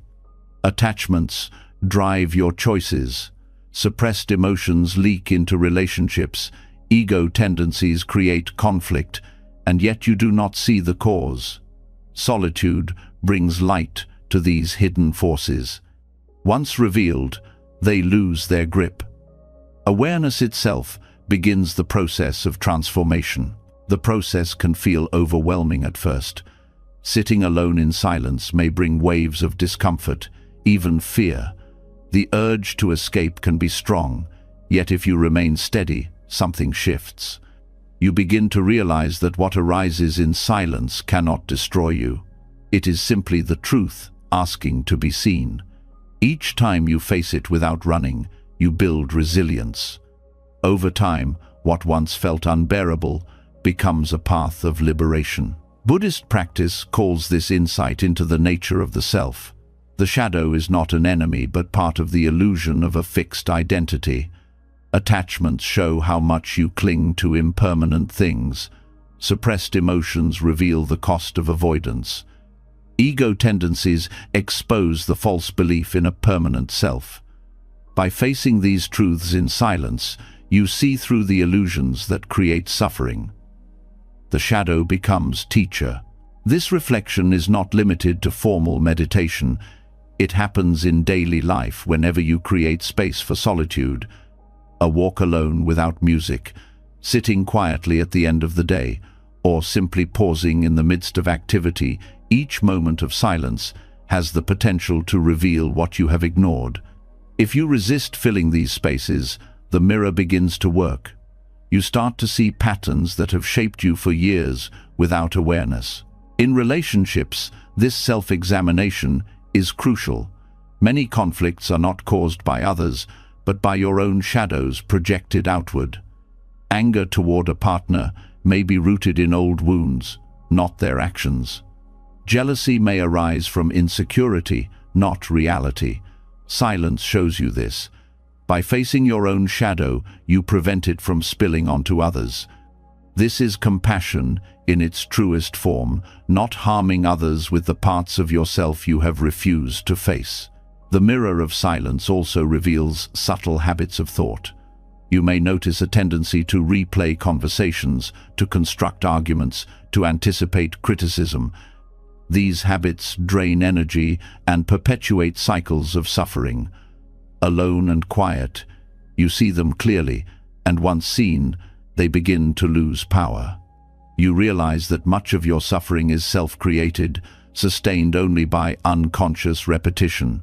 The recognition itself weakens the cycle. This work requires courage. To face suppressed pain and ego illusions is not easy, but silence provides the safest ground for this work. Unlike the outside world, silence does not judge. It simply reflects. It shows what is there without distortion. Your task is to remain present, to witness without turning away. This witnessing is itself healing. The shadow loses its power when it is brought into the light of awareness. Over time, the fear of silence fades. What once felt threatening becomes liberating. You see that your attachments can be released, your emotions can be felt and let go. Your ego does not need constant reinforcement. Silence becomes less of a mirror for pain and more of a mirror for truth. You begin to recognize the depth of your being beyond the shadow. What remains is clarity, strength, and peace. The wisdom of solitude has been known by sages across traditions. They retreated not to escape the world, but to see themselves clearly. In caves, forests, and deserts, they met their shadows face to face. Their insight came not from running, but from sitting still long enough for the truth to reveal itself. This same path is available in daily life. You do not need mountains or temples, only the willingness to sit in silence and let the mirror show you what is there. The deeper you go, the more you understand that the shadow is not separate from light. Attachments, suppressed emotions, and ego tendencies all arise from the same source, the mind grasping at impermanence. By seeing this clearly in silence, you transcend the struggle. You no longer fear what arises. You recognize that every shadow is simply a call to awareness. The mirror reflects, you see, and in seeing, you are free. Silence as a mirror is both challenge and blessing. It strips away illusions, it confronts you with what you have hidden, and it demands honesty. But it also offers the possibility of liberation no external teacher can give. By facing yourself fully, you dissolve the forces that unconsciously drive your suffering. Solitude is not emptiness, it is clarity. And in that clarity, you find the strength to live authentically, free from the shadows that once ruled from the dark. When silence reveals the shadow, you begin to see how much of life is shaped by unconscious clinging. Attachments, suppressed feelings, and ego illusions all surface, showing how deeply you rely on external anchors for identity and comfort. Yet as these truths come into the light, another question arises. How do you live in the world once you recognize the grip of attachment? Do you retreat completely, cutting ties to avoid suffering? Or do you stay engaged and risk being pulled back into old patterns? The Buddha's answer was the middle path: detachment without isolation. It is the art of withdrawing inwardly while remaining connected outwardly, a balance that keeps you free without turning you cold. Detachment in this sense is not indifference. It does not mean rejecting life, avoiding people, or refusing to care. It means loosening the grip of need. When you are detached, you can love without clinging, work without being consumed, and live without being enslaved by every rise and fall. Isolation pushes others away, but detachment brings you closer in a healthier way. You connect not because you need constant validation, but because your presence is whole. This practice begins with awareness of how attachment shapes behavior. In relationships, attachment often hides behind the word love.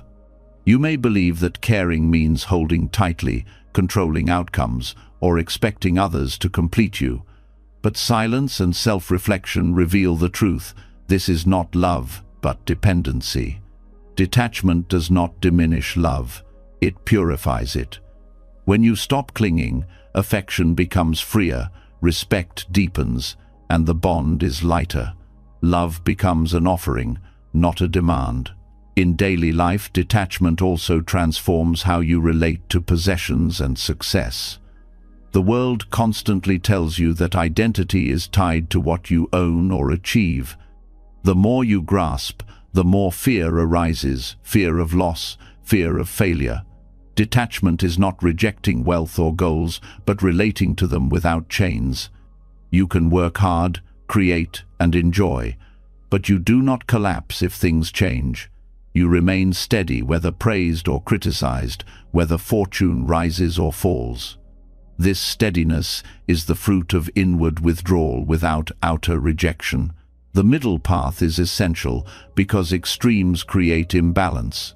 Complete withdrawal into isolation may protect you from pain, but also cuts you off from the richness of human experience.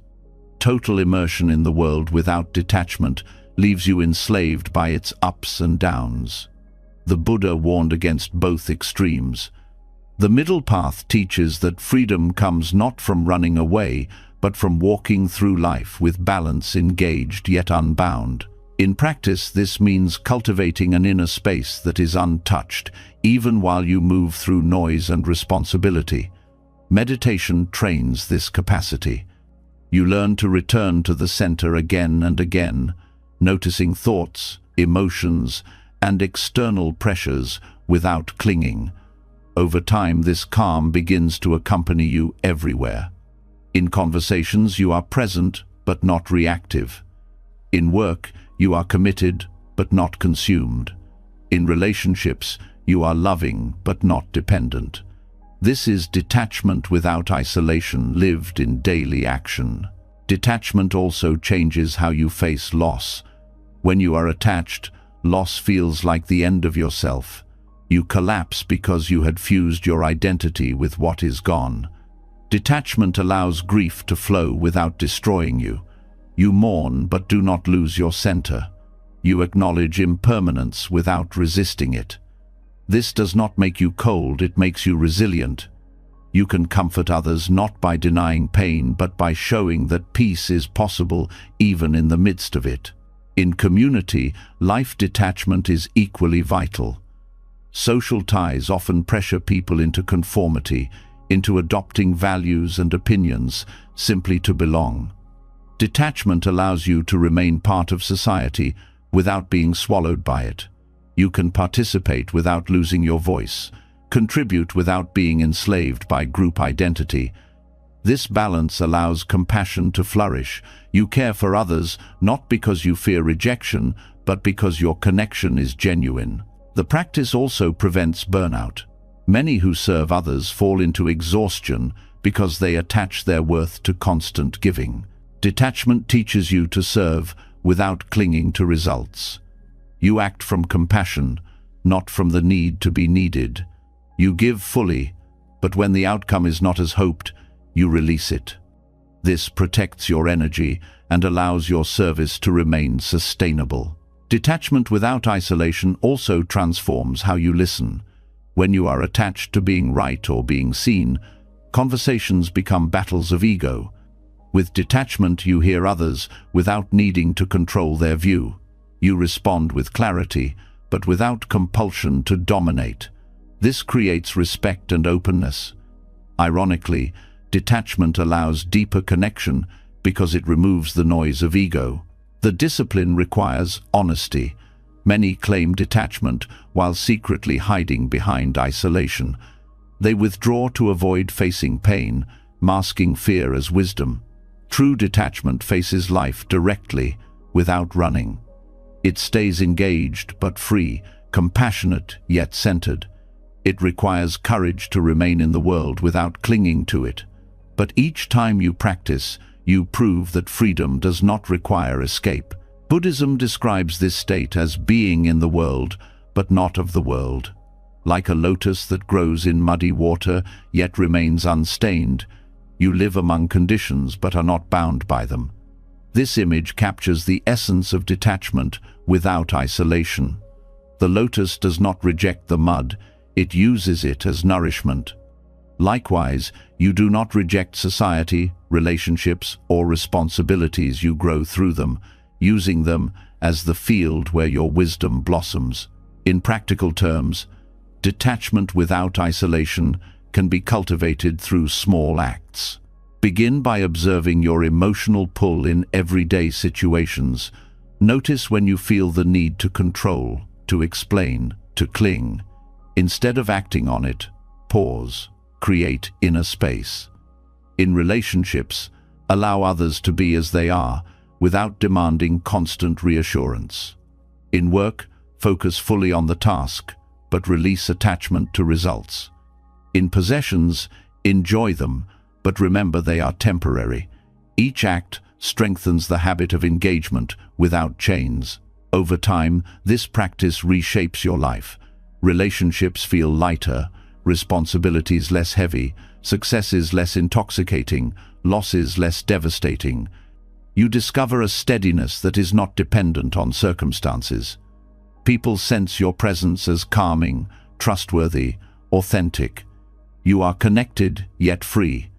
This freedom is not cold detachment, but warm balance, allowing you to love more deeply because you no longer cling. The path of detachment without isolation is not about leaving the world, but about meeting it differently. You no longer mistake impermanent things for permanent security. You no longer confuse clinging with love or constant striving with meaning. You walk through society with open hands, willing to give and receive but not enslaved by either.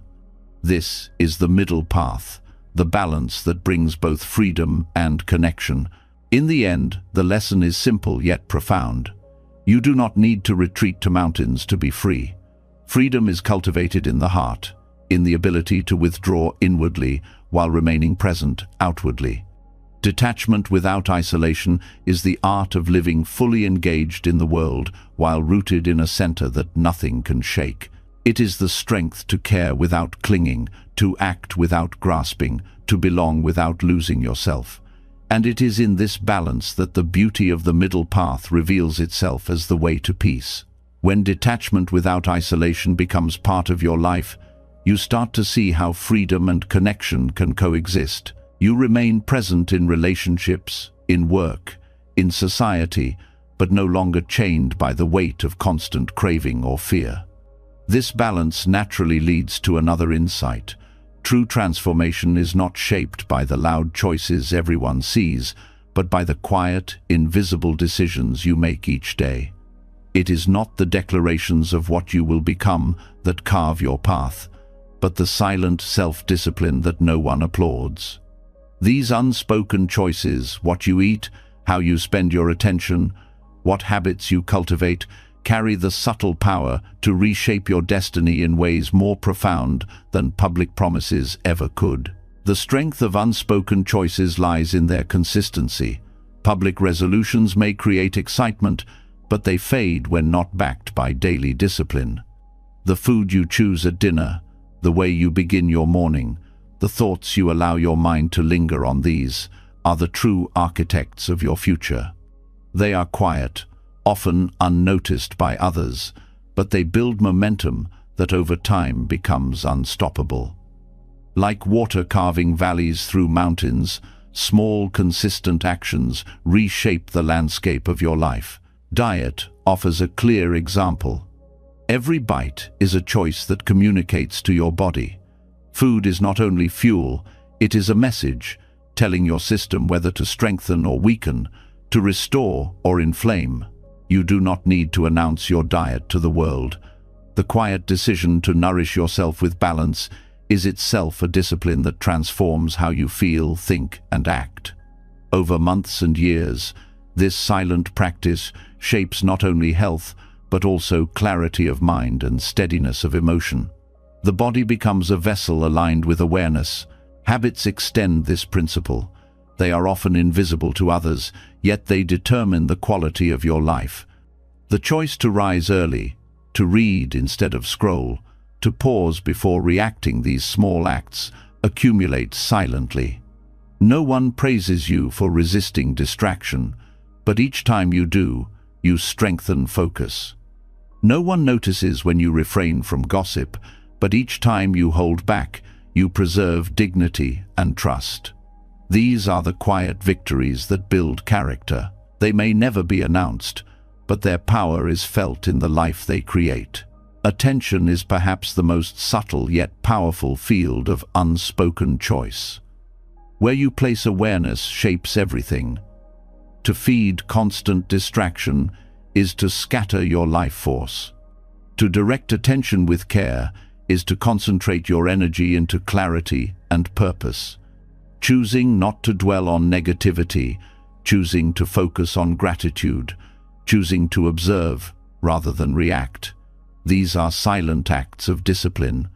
They require no declaration, but over time they determine whether your mind becomes a sanctuary or a battlefield. The Buddhist path has always emphasized the unseen over the seen. It is not outward displays of spirituality that free you, but the quiet discipline of the mind. Meditation itself is a practice of unspoken choice, choosing to sit, to breathe, to observe rather than follow thoughts. Each session may seem small, yet the cumulative power reshapes the structure of your consciousness. Destiny is not in grand gestures, but in repeated choices to return to awareness again and again. These silent disciplines also protect you from the traps of ego. Public declarations often serve to inflate identity, telling others what you plan to do, creating an image of discipline without embodying it. Unspoken choices bypass this trap. They are not about image, but reality. You eat quietly, you rise consistently, you focus silently. The ego does not grow because there is no audience. Instead, transformation happens from within, steady and authentic. This principle applies equally in relationships. Loud promises of loyalty or change mean little without consistent silent action. Choosing patience instead of irritation, respect instead of dismissal, presence instead of distraction, these daily acts build trust far more than words. Over time, the quiet strength of your choices becomes evident. Relationships do not thrive on dramatic declarations, but on the invisible fabric woven from unspoken discipline. The power of unspoken choices also lies in their alignment with impermanence. Life is built from moments, not from occasional grand events. By tending carefully to each moment, you align yourself with reality. Every bite, every breath, every thought becomes an opportunity to shape the future. This mindfulness transforms destiny not through control but through steady presence. The cumulative weight of small, silent choices carries more force than the fleeting spark of dramatic announcements. History shows that great lives were built not only on public acts, but on unseen discipline. Philosophers, monks, leaders, and artists cultivated habits in solitude that no one witnessed. Their greatness was not the product of sudden inspiration, but of countless silent choices aligning over years. This pattern is available to anyone. You do not need recognition to transform your life. You need discipline in the unseen moments when no one is watching. These choices also reveal integrity. When you act in ways consistent with your values, even without witnesses, you build trust with yourself. You no longer need external validation because you know your strength comes from within. This self-trust is unshakable. It creates confidence that is calm rather than boastful, grounded rather than fragile.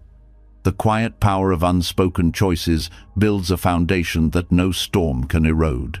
Unspoken discipline also cultivates humility. Because no one sees, there is no pride to inflate. The practice itself becomes its own reward. You choose well not for applause, but because you recognize the long-term effect on your life. This humility deepens your presence. People feel it not through what you say, but through the calm, steady energy you carry. The subtlety of these choices also teaches patience. Dramatic change often collapses under its own weight, but gradual, silent change endures. You learn to value progress measured in years rather than days. You discover that transformation is not about speed, but about direction. Each silent step sets a trajectory that reshapes your life without drama. Patience itself becomes a discipline, chosen again and again in the quiet. These choices extend beyond personal benefit. Silent self-discipline reduces suffering for others as well. When you eat mindfully, you become healthier and less dependent on others to carry your burdens. When you train your habits, you create a stable presence that calms those around you. When you discipline your attention, you respond with clarity instead of reactivity, protecting others from unnecessary harm. Silent choices ripple outward, shaping not only your destiny, but the lives of those you touch. The deeper lesson is that destiny is not an accident, but the result of thousands of choices, most of them invisible. Each one is a seed planted in the soil of your life. Public words may impress for a moment, but seeds are planted in silence. The harvest comes from what you choose in private, not what you declare in public. This truth is both empowering and humbling. It places responsibility in your hands at every moment. Buddhism teaches that liberation itself is cultivated through countless small acts of discipline, ethical choices, mindful actions, silent restraint. Each act may seem minor, but together they reshape the mind, dissolving ignorance and planting wisdom. This path is not loud. It is built on unspoken choices repeated steadily over time. That is why its power is so great. In the end, the life you create is not determined by what you announce, but by what you practice. It is shaped in the kitchen, in the morning routine, in the moments when you choose to breathe instead of react, to focus instead of scatter. These unspoken choices are the architects of destiny. They do not need to be declared because their results speak louder than words ever could. And when you live with this awareness, you discover that the quiet discipline of daily life is the most powerful force for transformation you will ever know. The strength of unspoken choices shows that destiny is not shaped by noise, but by the quiet acts of discipline that no one sees. When this truth takes root, another layer of wisdom unfolds. You begin to notice how much of modern suffering comes not from hunger or danger, but from comparison. The endless measuring of yourself against others, the craving for recognition, the subtle competition for worth, all of it drains peace and blinds you to your own path. The antidote is not found in competing harder, but in turning inward. Self-focus, rooted in Buddhist reflection, becomes the medicine that dissolves envy, competition, and the addiction to external validation. Comparison is woven deeply into human culture. From childhood, people are taught to measure themselves against peers, grades, appearance, possessions, achievements. The message is clear. Your value lies in being better than someone else. Yet this race never ends, because there will always be someone with more wealth, more beauty, more success, more recognition. The chase becomes a prison. Envy corrodes joy. Competition replaces connection, and validation from others becomes a drug that must be constantly renewed. Buddhism cuts to the root of this suffering by turning the gaze inward. Instead of asking how you compare to another, the practice asks, how well do you know yourself?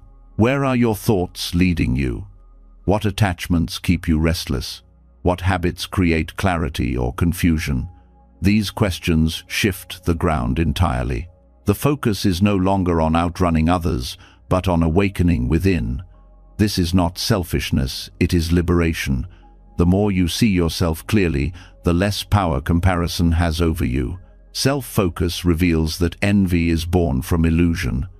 When you compare your life to someone else's, you see only fragments, not the whole picture. You see their highlight, but not their struggle, their surface, but not their depth. Silence and self-reflection expose the futility of envy by showing that every being carries impermanence, suffering, and longing. No one's life is perfect, and no comparison is complete. When this truth is seen directly, envy weakens. You begin to wish others well instead of resenting them, because you understand that joy cannot be stolen, it must be cultivated within. Competition, too, begins to dissolve under self-focus. In reflection, you notice how striving to outshine others fuels restlessness. The victory never satisfies because the ego always wants more. Self-focus shifts the question from, "Am I ahead?" to, "Am I aligned?" You measure progress not against others but against your own clarity, your own growth. This subtle change transforms energy. Instead of chasing shadows, you invest in steady development. The pressure to dominate fades, replaced by the peace of walking your own path. External validation loses its grip through the same process. When you examine the craving for approval, you see its emptiness. Praise feels good briefly but fades quickly, leaving you hungry again. Criticism wounds deeply because it strikes at insecurity. Self-focus breaks this cycle by anchoring worth in awareness rather than opinion.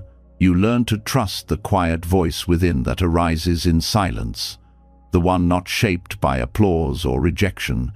This inner grounding makes you free. Approval becomes pleasant but unnecessary, criticism uncomfortable but not devastating. This path is practical, not abstract. In daily life, you can practice by noticing when comparison arises. Instead of following the thought, you pause. You turn inward. You ask, what part of me feels lacking? What story am I telling myself? In this way, envy becomes a teacher, pointing to where self-reflection is needed. Each time you redirect attention inward, you weaken the habit of comparison. Over time, the mind learns to rest in self-awareness rather than chasing external measures. Self-focus also strengthens compassion. When you are no longer consumed by comparison, you see others more clearly. Their success does not threaten you, their struggles do not elevate you. You recognize shared humanity. Joy for others' good fortune arises naturally when you are no longer measuring yourself against them. This joy, called mudita in Buddhism, is one of the highest forms of compassion. It frees you from the poison of envy and allows relationships to flourish without hidden rivalry. Another benefit of self-focus is clarity of purpose. Social comparison often scatters energy. You chase goals not because they align with your values, but because you want to keep up. Reflection helps you see what is truly meaningful. You ask, what nourishes my growth? What brings peace? What reduces harm? These questions align you with your authentic path. Even if your achievements seem small by external standards, they bring profound fulfillment because they are true to your being. This practice also heals insecurity. When you constantly compare, you reinforce the belief that you are not enough. Reflection shows that this belief is rooted in illusion. The mind creates a self-image and then measures it against others, forgetting that the self itself is impermanent and constructed. By observing thoughts and emotions in silence, you see through this illusion. You realize that worth is not a comparison, but an inherent quality of being alive. This recognition dissolves insecurity at its root. The teachings of impermanence further dismantle comparison. When you reflect deeply, you see that every success, every failure, every possession, every appearance is temporary. To compete endlessly for what cannot last is madness. Self-focus reveals the futility of clinging to status or validation. Instead, you invest energy in cultivating qualities that endure: wisdom, compassion, awareness. These are not measured against others, they are cultivated within. Self-focus also teaches responsibility. Comparison often leads to blame. You resent others for having what you lack, or resent yourself for not keeping up. Reflection cuts through this by showing that your path is yours alone. No one else can walk it. Blame fades when you take full responsibility for your growth. This responsibility is not heavy but empowering. It frees you from waiting for others to validate or rescue you. Your freedom rests in your own awareness and choices. This inner work changes outer life. Relationships become healthier because they are no longer driven by hidden envy or competition. Work becomes more fulfilling because it aligns with values rather than with external approval. Even solitude becomes rich because you no longer measure its worth against society's standards. You live from within, steady regardless of external fluctuations. The power of this antidote is quiet but profound. It does not come from dramatic renunciation, but from steady practice of turning inward. Each time envy arises, you reflect. Each time you crave validation, you pause. Each time you compare, you return to self-awareness. Slowly, the habit of comparison loses its hold. You discover peace, not by outrunning others, but by resting in your own being. The Buddha's path was never about competing with others, but about awakening within. He showed that envy and competition arise from ignorance of the self. Self-focus reveals the illusion, and in that revelation, the poisons dissolve. The antidote is not to fight comparison directly, but to see through it. Once you see clearly, the race ends on its own. In the end, the practice of self-focus is the key to freedom from one of the deepest modern illnesses. It frees you from the endless treadmill of envy and competition, from the fragile dependence on external validation. It roots you in awareness, aligns you with your true path, and opens the heart to genuine compassion.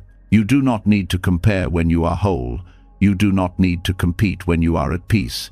You do not need validation when you trust your own awareness. And in this freedom, life becomes lighter, clearer, and infinitely more authentic. When self-focus dissolves the poison of comparison, you begin to notice another layer of bondage hidden beneath the surface, the endless cycle of wanting. Comparison fuels envy, but desire itself is the fire that keeps suffering alive.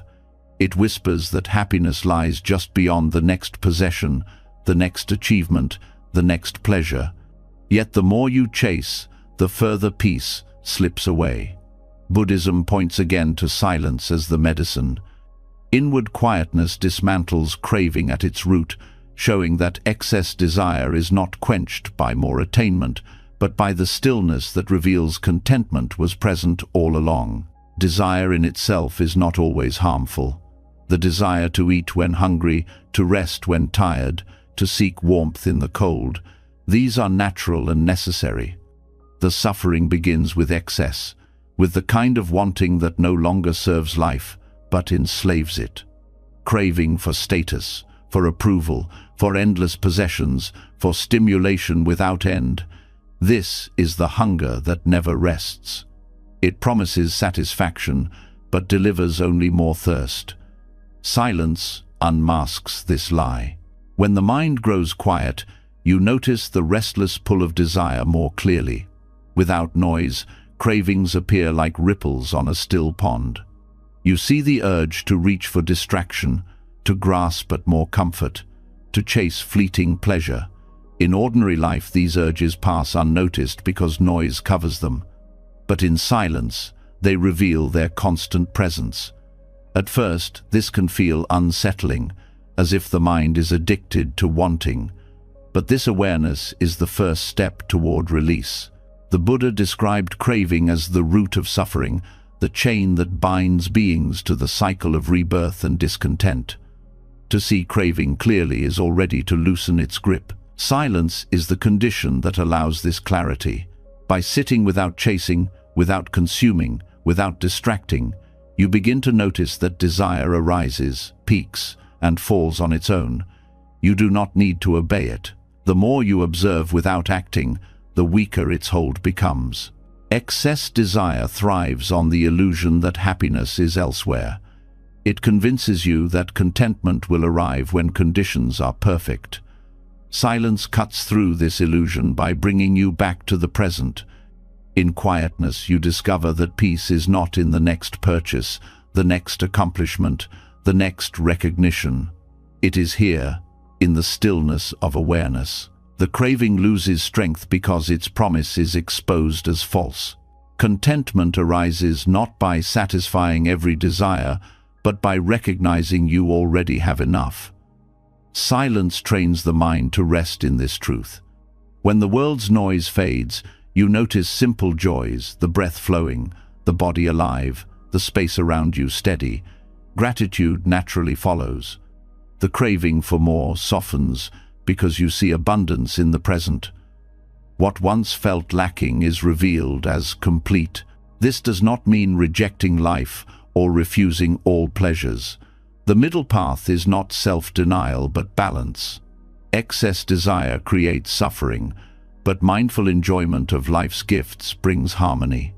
Silence helps you distinguish between the two.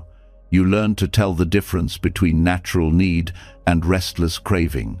You eat when hungry, not when bored. You rest when tired, not when anxious. You seek joy without clinging to it.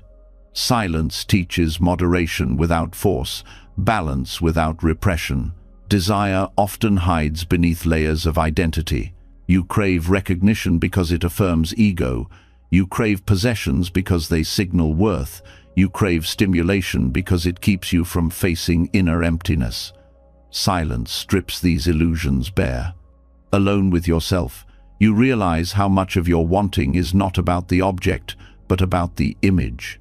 By exposing the root, silence dismantles the structure.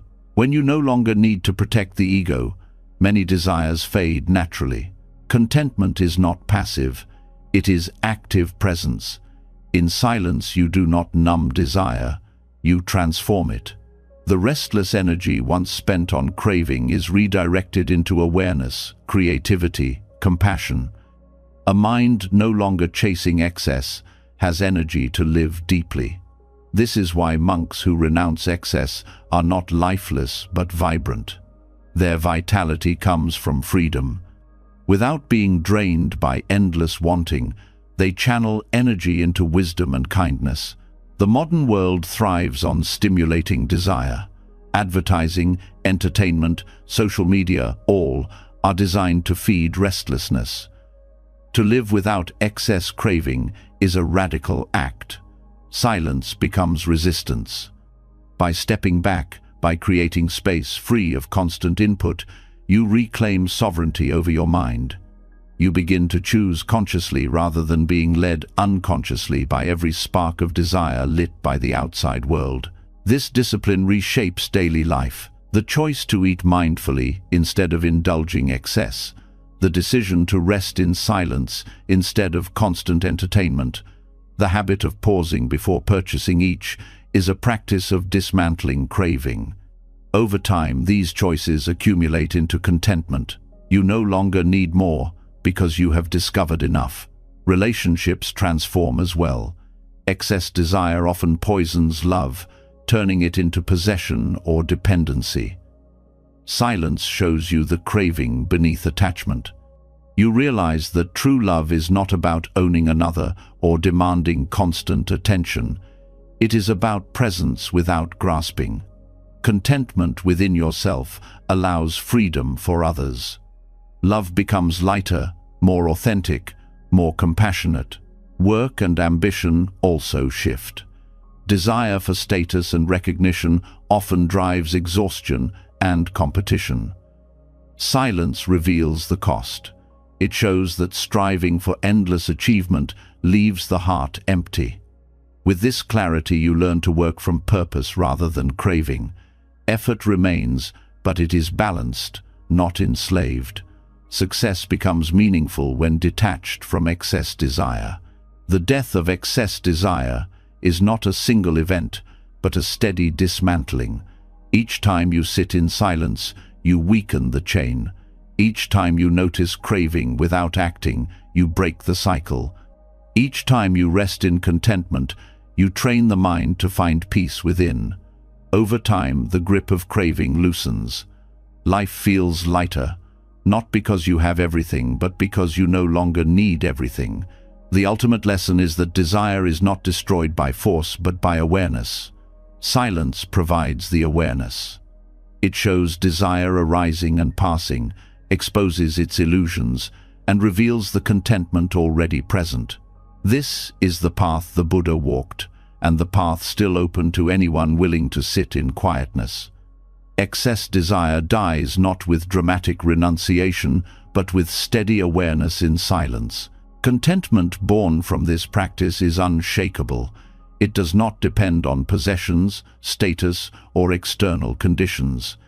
It is rooted in the recognition that peace is always available when craving is released. Silence is the doorway, desire the obstacle, and awareness the key.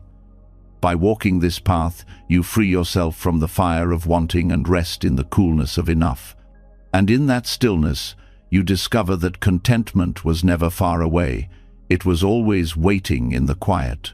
When silence teaches you how to dismantle craving and rest in the fullness of enough, you also begin to notice how often desire disguises itself in another form, the desire to be right. The need to win debates, to prove your perspective, to persuade others until they yield is one of the subtlest cravings of the ego. It wears the mask of logic, of justice, of truth-seeking, but beneath it is the same restless hunger to secure identity through dominance. Buddhism offers a simple yet radical teaching. Peace often comes not from winning arguments, but from stepping away from them. The wisdom of withdrawing from argument is the recognition that silence can preserve harmony where words would only deepen division. Arguments seem to promise resolution, yet they rarely deliver it. Each side defends more fiercely, voices rise, and the truth becomes less important than victory. Even when one side appears to win, both lose peace. The heart is left unsettled, the mind clouded by tension, and the relationship weakened by hidden resentment. Stepping away from argument is not about cowardice or surrender. It is about recognizing that clashing egos cannot create clarity. Only stillness can. The Buddha himself often demonstrated this wisdom. When pressed with hostile questions, he frequently chose silence. His silence was not ignorance, but a refusal to entangle himself in disputes that could not bear fruit. He understood that many arguments are traps, born not from genuine inquiry, but from the ego's need to be affirmed. By withdrawing, he showed that truth does not require defense. Truth stands whether or not it is acknowledged. Withdrawing from argument does not mean abandoning communication. It means knowing the difference between dialogue and conflict.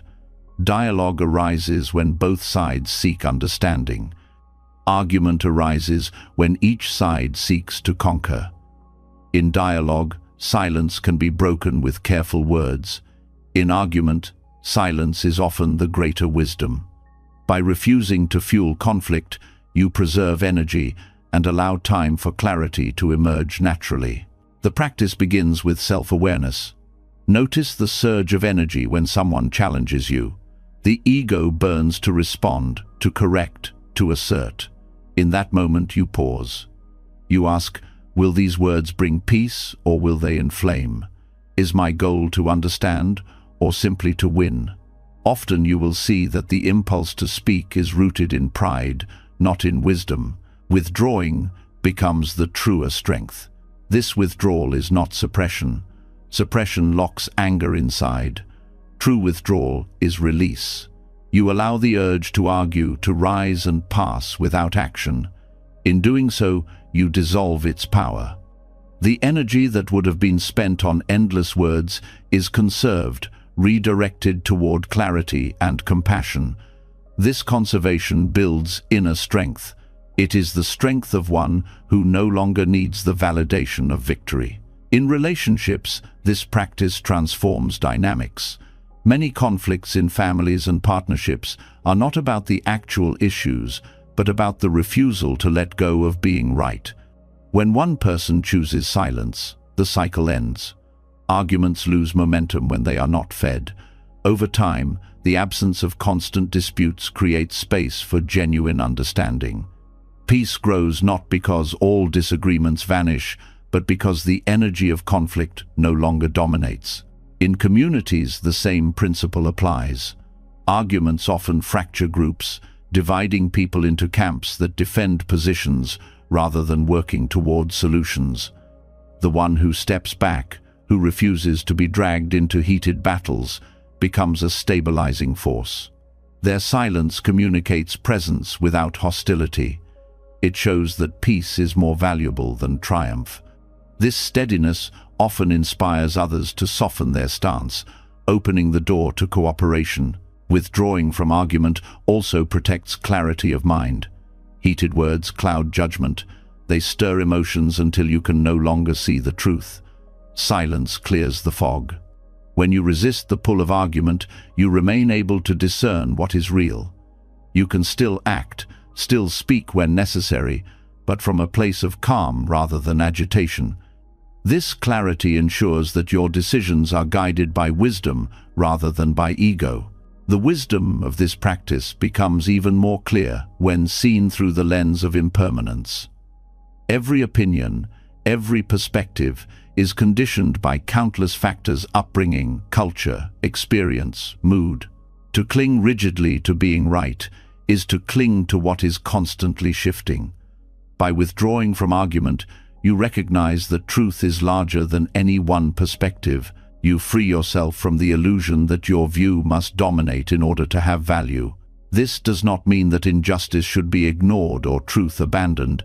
It means choosing the right way to respond. Some situations require words, but even then, they must be spoken from calm rather than from the fire of argument. The difference is profound. Words spoken without the need to conquer carry weight. They persuade not through force, but through clarity. Often, silence first makes such words possible. The practice also dismantles pride. The ego thrives on the belief that it is superior. Argument is its favorite stage. Each victory inflates it, but each defeat wounds it, creating a cycle of highs and lows. Withdrawing removes the stage entirely. Pride loses its arena. In its place arises humility, the recognition that truth does not belong to any single person. This humility is not weakness, but freedom from the exhausting need to prove. In daily life, the opportunities to practice are endless. A colleague challenges your idea, a family member provokes you, a stranger online insults you. In each case, you face a choice. Will you enter the cycle of argument, or will you step back? Each time you choose withdrawal, you reinforce peace within yourself. Over time, the habit becomes natural. You no longer feel compelled to fight every battle. Your presence itself becomes calm, and others sense it.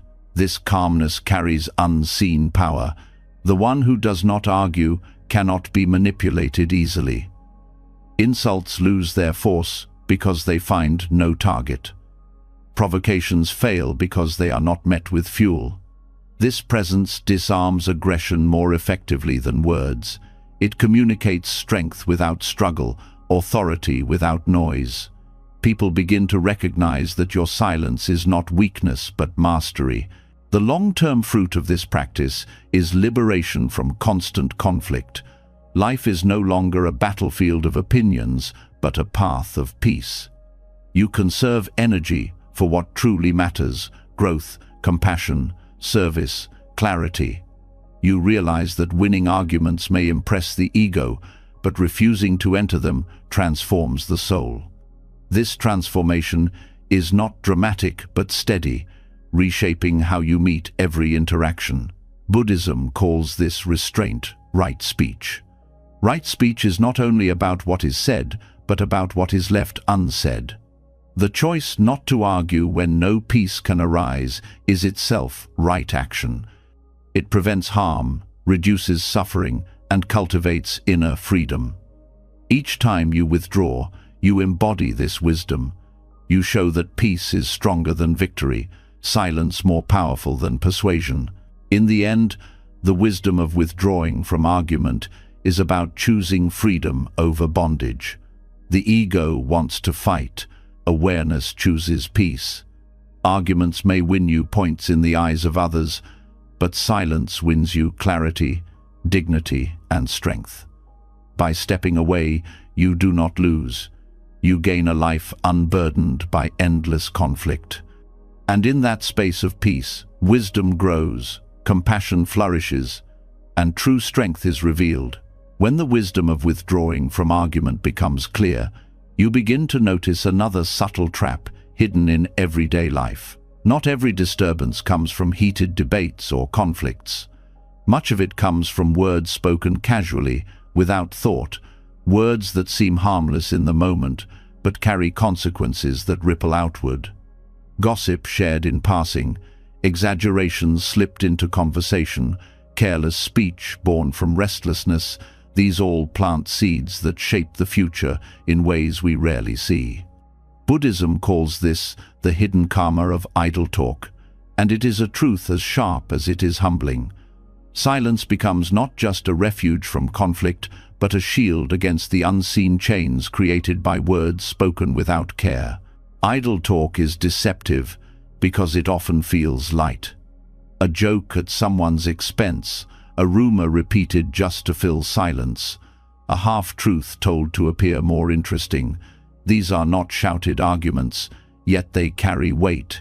Each word is energy. Once released, it cannot be taken back. Gossip spreads, shaping reputations and sowing mistrust. Exaggeration distorts reality, leading others astray. Careless words plant seeds of misunderstanding that may grow into resentment, even conflict.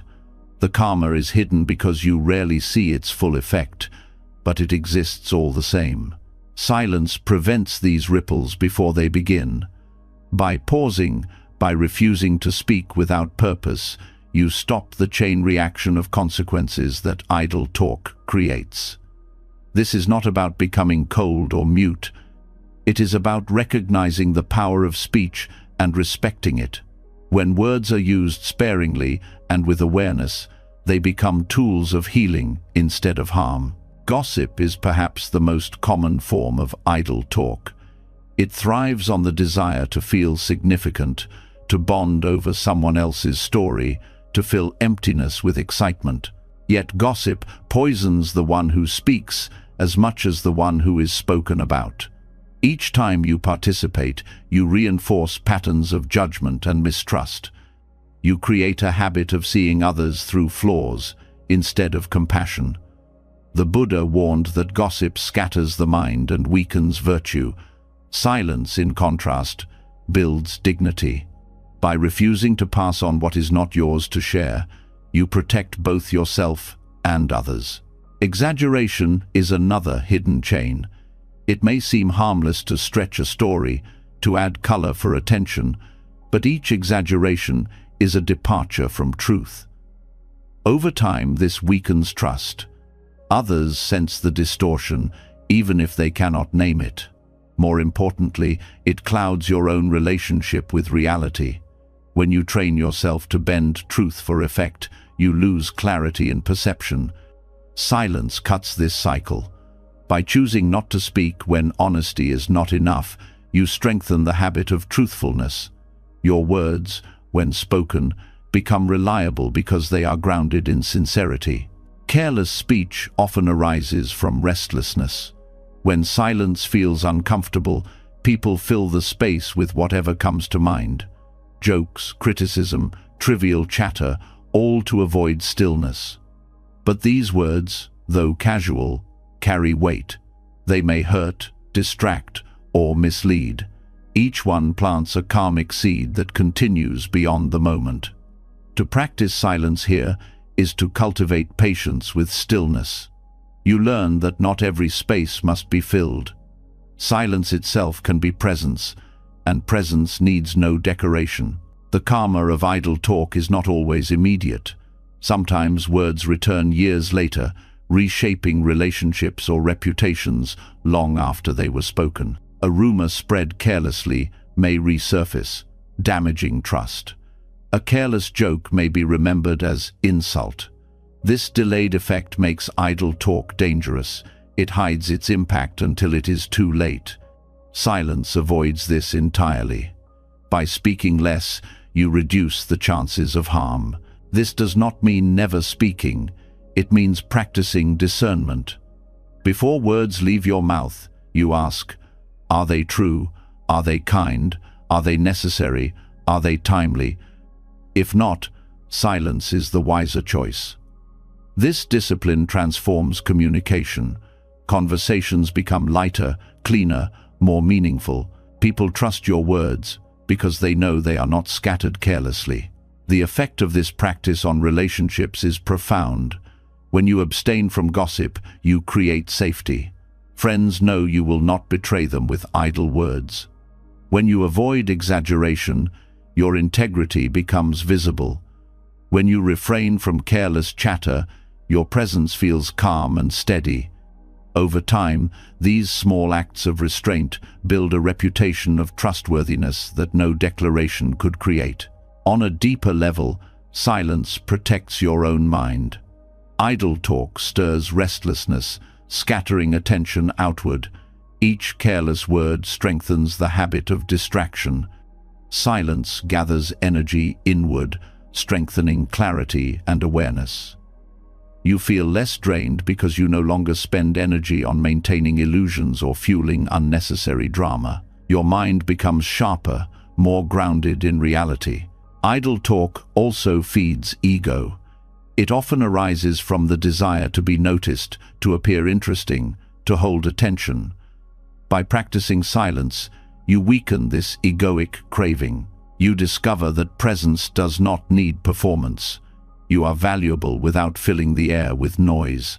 This realization brings humility, a strength far greater than the fleeting thrill of being the center of attention. Even in work and community, silence has hidden power. Teams often waste energy in endless chatter, meetings filled with words that add nothing. When silence is practiced, communication becomes focused. Words are chosen carefully, action flows more smoothly, and respect deepens. Communities that respect silence create harmony because they reduce the friction caused by idle talk. Buddhism places great emphasis on right speech, one of the steps on the Noble Eightfold Path. Right speech is not only about avoiding lies, but also about refraining from idle chatter. Each word is seen as an action with karmic consequences. By practicing silence, you align with this path. You reduce harm, you cultivate clarity, and you live with greater responsibility. In daily practice, this means noticing the urge to speak without purpose.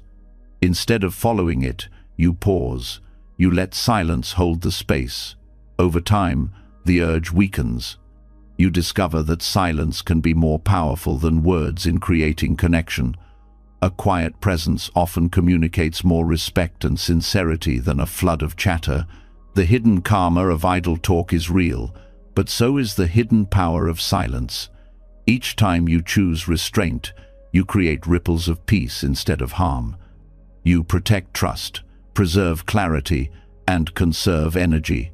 You cultivate a reputation of sincerity that others feel even without words. And most importantly, you free yourself from unconscious patterns that would otherwise bind you. In the end, silence is not emptiness, but responsibility. It is the recognition that words are powerful, that even casual speech shapes the world. By practicing restraint, you ensure that when you do speak, your words heal rather than harm. You discover that the greatest strength lies not in constant talking, but in the discipline to remain quiet when quiet is best. And in this discipline, peace takes root where conflict and confusion once thrived. When the hidden karma of idle talk is understood, a deeper dimension of silence becomes visible. It is not only about avoiding gossip or careless speech, it is about the ethical weight carried by every sound that leaves your lips. To choose silence is often to choose harmlessness. In Buddhism, this principle is known as ahimsa, non-violence, the commitment to cause no harm in thought, word, or deed. Silence practiced with awareness becomes one of the purest forms of non-violence. By refusing to react with harshness, by withholding speech that could injure, you protect not only others but also yourself from the ripples of harm. Violence is usually imagined as physical aggression, but words can wound with equal force. A single insult can scar for years, a careless statement can break trust, and a harsh tone can harden hearts. These are forms of violence as real as blows, though less visible. Choosing silence in moments of anger or conflict prevents these wounds. It interrupts the impulse to strike with words, giving space for the heat to cool. This is ahimsa, lived not through restraint of the body, but through discipline of the voice. Silence also protects the self. Each time you react violently, whether through words or actions, you plant seeds of agitation within. The anger does not vanish with expression. It lingers, leaving traces that disturb peace of mind. By choosing quiet, you protect your inner world from being poisoned by reaction. You allow the surge of emotion to pass without leaving scars on yourself or others. This is not suppression, but liberation, the recognition that you do not need to become the slave of your impulses. This practice begins with awareness of the chain between thought, word, and action. A thought of anger arises, the urge to speak follows, and soon harsh words fly. Violence is born in seconds. But if you hold silence in the gap, the chain is broken. The thought loses momentum, the word never leaves, the action never forms. By guarding the gateway of the mouth, you dismantle violence at its root. Silence as non-violence also extends to subtle forms of harm. Sarcasm, mockery, unnecessary criticism, these may appear lighter than outright insults, yet they cut just as deeply. They erode trust, weaken connection, and fuel resentment. Choosing silence instead of indulging in these habits is a form of compassion. It communicates respect without needing to prove superiority. It allows relationships to grow in safety rather than suspicion. In families, this discipline has transformative power. Arguments often escalate not because of the issue itself, but because of the words exchanged in heat. Parents lash out at children. Partners strike each other with phrases they later regret. Choosing silence in these moments is an act of love. It prevents wounds that may linger for years. It teaches that restraint is not weakness, but strength. That love can be shown by refusing to harm even when provoked. In communities, silence as non-violence becomes a stabilizing force. Groups often fracture when members respond harshly to one another. By refusing to add fuel, you become a source of calm. Others sense that in your presence they are safe from attack. This safety creates trust, and trust allows cooperation. Non-violence lived through silence builds harmony not by force but by absence of harm.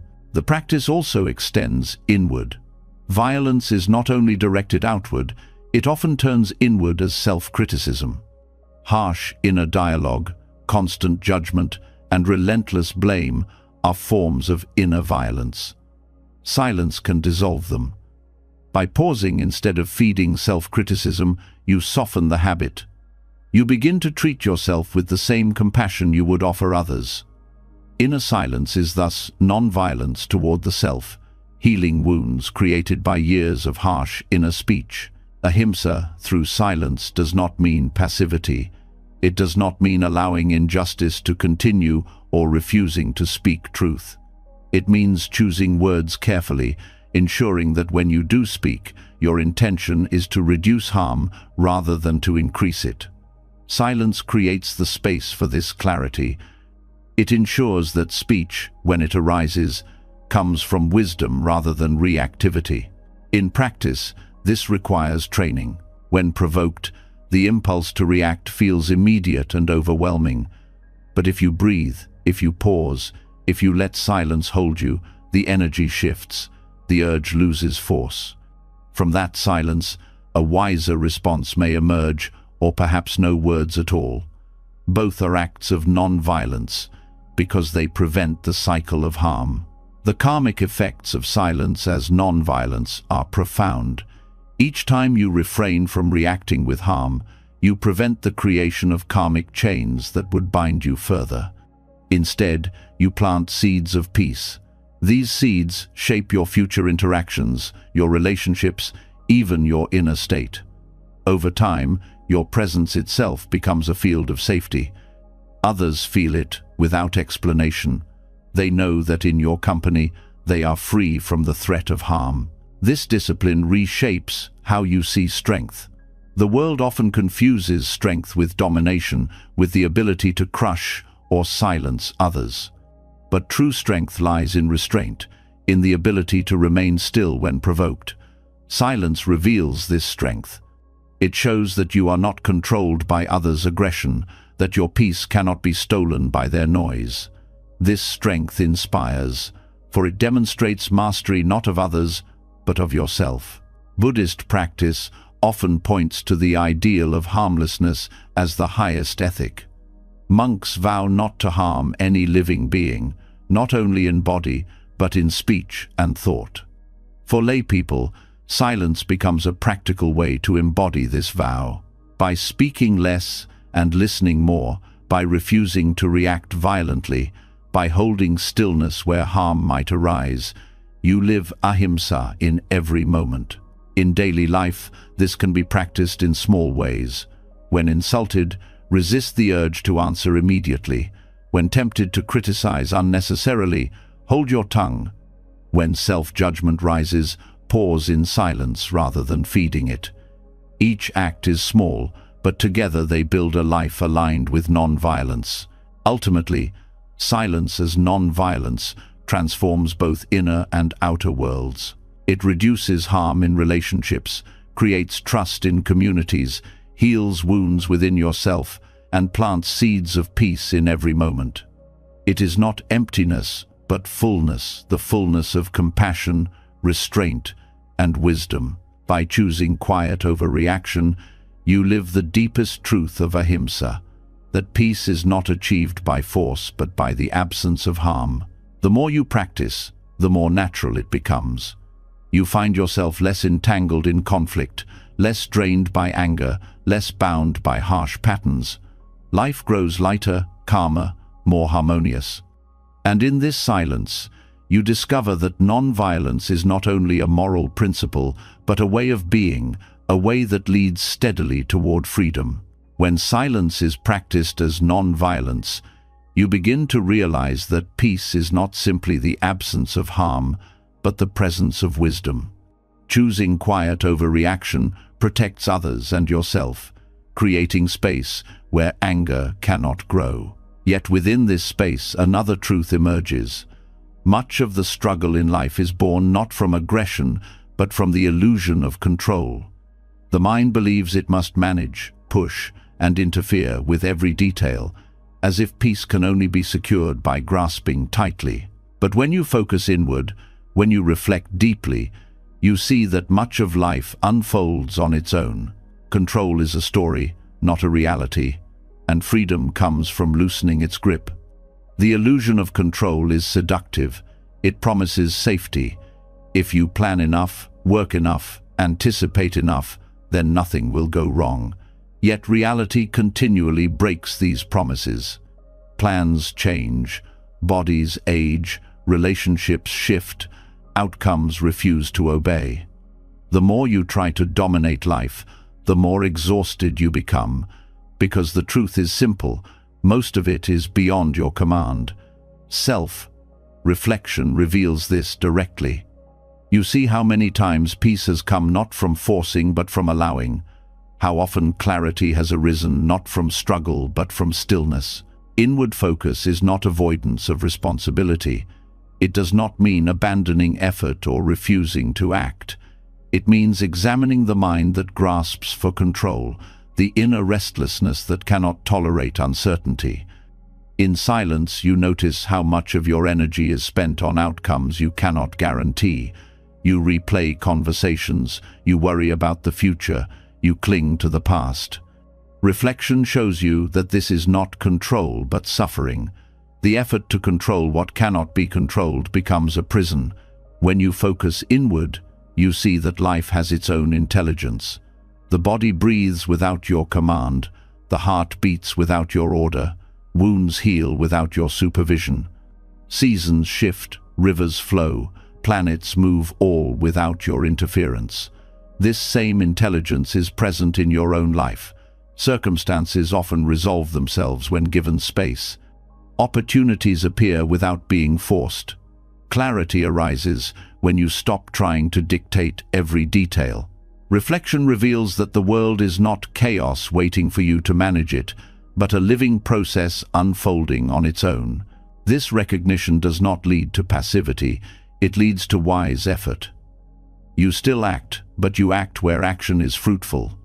You plant seeds, but you do not pull at the sprouts to make them grow. You prepare, but you release attachment to outcomes. Inward focus shows you where your responsibility ends and where trust must begin. This balance is the middle path between control and neglect. The illusion of control is often tied to fear. You try to dominate the future because uncertainty feels unbearable. But reflection teaches that uncertainty is the nature of life itself. No amount of planning erases it. By facing this directly, you weaken fear's hold. You discover that peace does not come from eliminating uncertainty, but from accepting it. When you release the grip of control, you step into alignment with reality rather than struggling against it. Relationships reveal this lesson vividly. Much conflict arises from trying to control others, expecting them to act as you wish, to meet your needs, to fit your image. Yet the more you push, the more resistance you create. Self-reflection shows that this urge to control is rooted in insecurity. By focusing inward, you shift attention from changing others to understanding yourself. You notice your triggers, your attachments, your unmet needs. From this awareness, you begin to release control.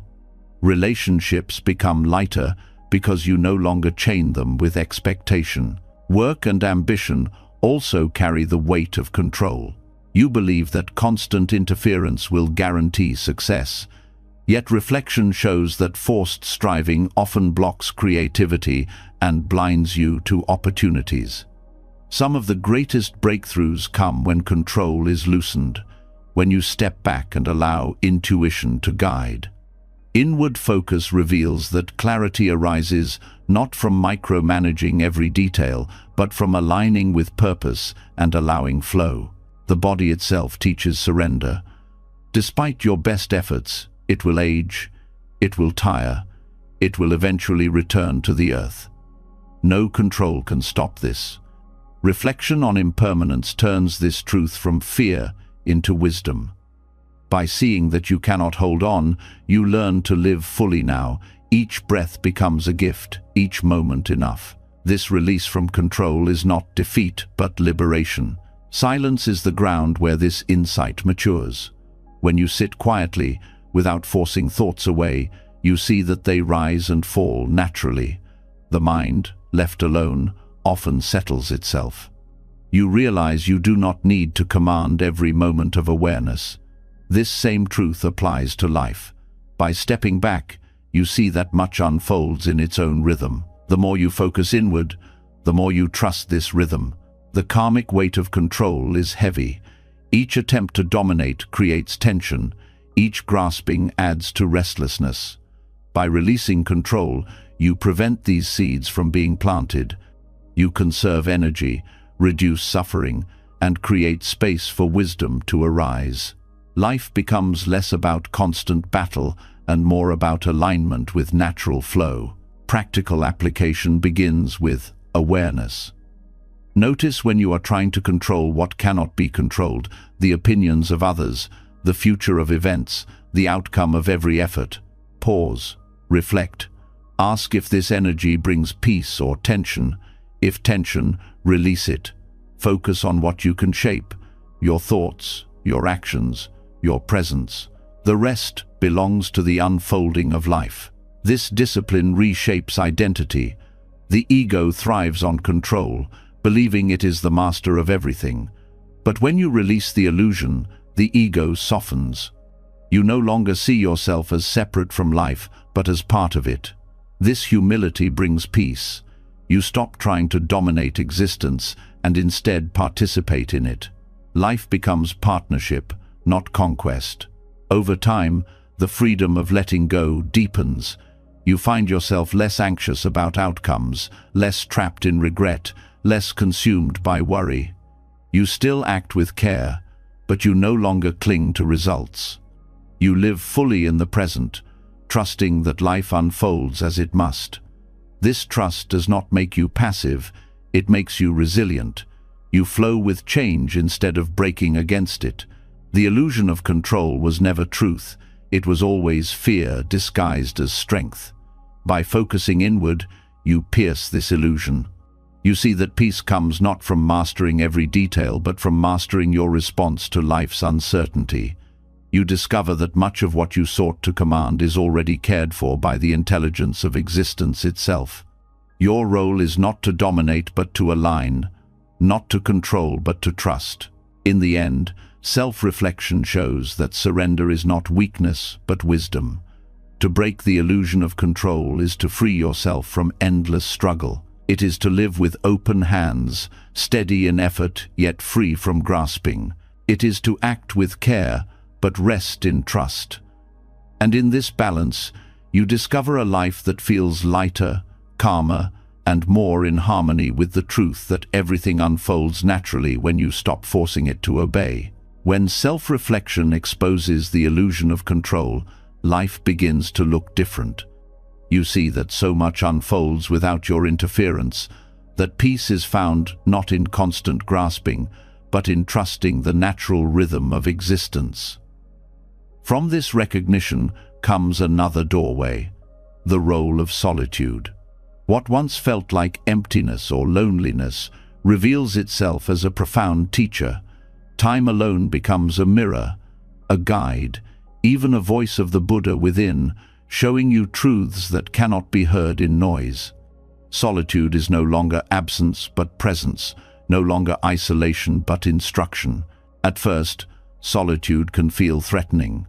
The absence of others strips away distractions, leaving you face to face with yourself. Without external voices to affirm or distract, suppressed emotions surface. Boredom arises, restlessness appears, and the mind runs in circles. This discomfort is why so many avoid being alone. Yet if you stay, if you resist the urge to flee into activity or company, solitude begins to shift. The stillness turns from hostile to nurturing. It reveals insights that no teacher, no book, no lecture could ever give. Solitude becomes a teacher because it removes illusions. In company, it is easy to wear masks, to perform roles, to seek approval. Alone, those masks fall. You see clearly what you fear, what you crave, what you cling to. Solitude exposes the raw truth of your being. This honesty can be painful, but it is also liberating. Only when you see yourself without disguise can you begin to transform. Silence in solitude is the first lesson. It teaches authenticity. Inwardly, solitude awakens forgotten capacities. Creativity often flourishes in quiet, when the mind is not pulled outward, but allowed to wander freely. Many great works of art, philosophy, and spiritual insight were born in solitude. The Buddha himself withdrew to the forest. Saints sought deserts. Sages sat in mountains. They were not escaping life, but listening to it more deeply. Solitude provided the space where truth could surface unhindered. Yet solitude is not about physical withdrawal alone. It is an inward turning, a willingness to be with oneself fully. You can be in solitude even in a crowded city if you rest in inner silence. Likewise, you can feel deeply lonely even when surrounded by people if you avoid yourself. The true teacher is not the absence of others, but the presence of awareness. When you embrace this presence, solitude becomes a sanctuary, a place where you meet not emptiness, but depth. One of the great lessons of solitude is impermanence. Alone, you notice the shifting of thoughts, the rise and fall of emotions, the passing of time more directly. With no one to distract you, the truth of change becomes vivid. You begin to see that nothing within you is fixed, not your fears, not your desires, not your identity. This insight brings freedom. If nothing is fixed, nothing must be clung to. Solitude becomes a teacher of letting go. Solitude also reveals interdependence in an unexpected way. By spending time alone, you realize how much of your usual identity depends on others, on their opinions, their reactions, their roles. When those are absent, you see more clearly that your sense of self is constructed, not inherent. Far from making you isolated, this realization deepens compassion. You recognize that others, too, build their identities on fragile constructs. Understanding your own illusions helps you meet others with patience and kindness. Another lesson of solitude is contentment. When alone, you learn to find joy in simplicity, the breath, the movement of light, the rhythm of your body. With no one to impress, no roles to play, you discover how little you truly need. This simplicity brings peace. You stop chasing constant stimulation and begin to rest in enough. Contentment is not taught by noise or abundance. It is learned in the quiet presence of solitude. Fear of solitude often arises from the belief that being alone means being unloved or incomplete. Reflection dissolves this fear. In solitude, you begin to sense a deeper presence, a stillness that feels like companionship from within. The Buddha called this awareness the refuge. When you rest in it, loneliness dissolves. You realize that you are never truly alone because awareness itself is always with you.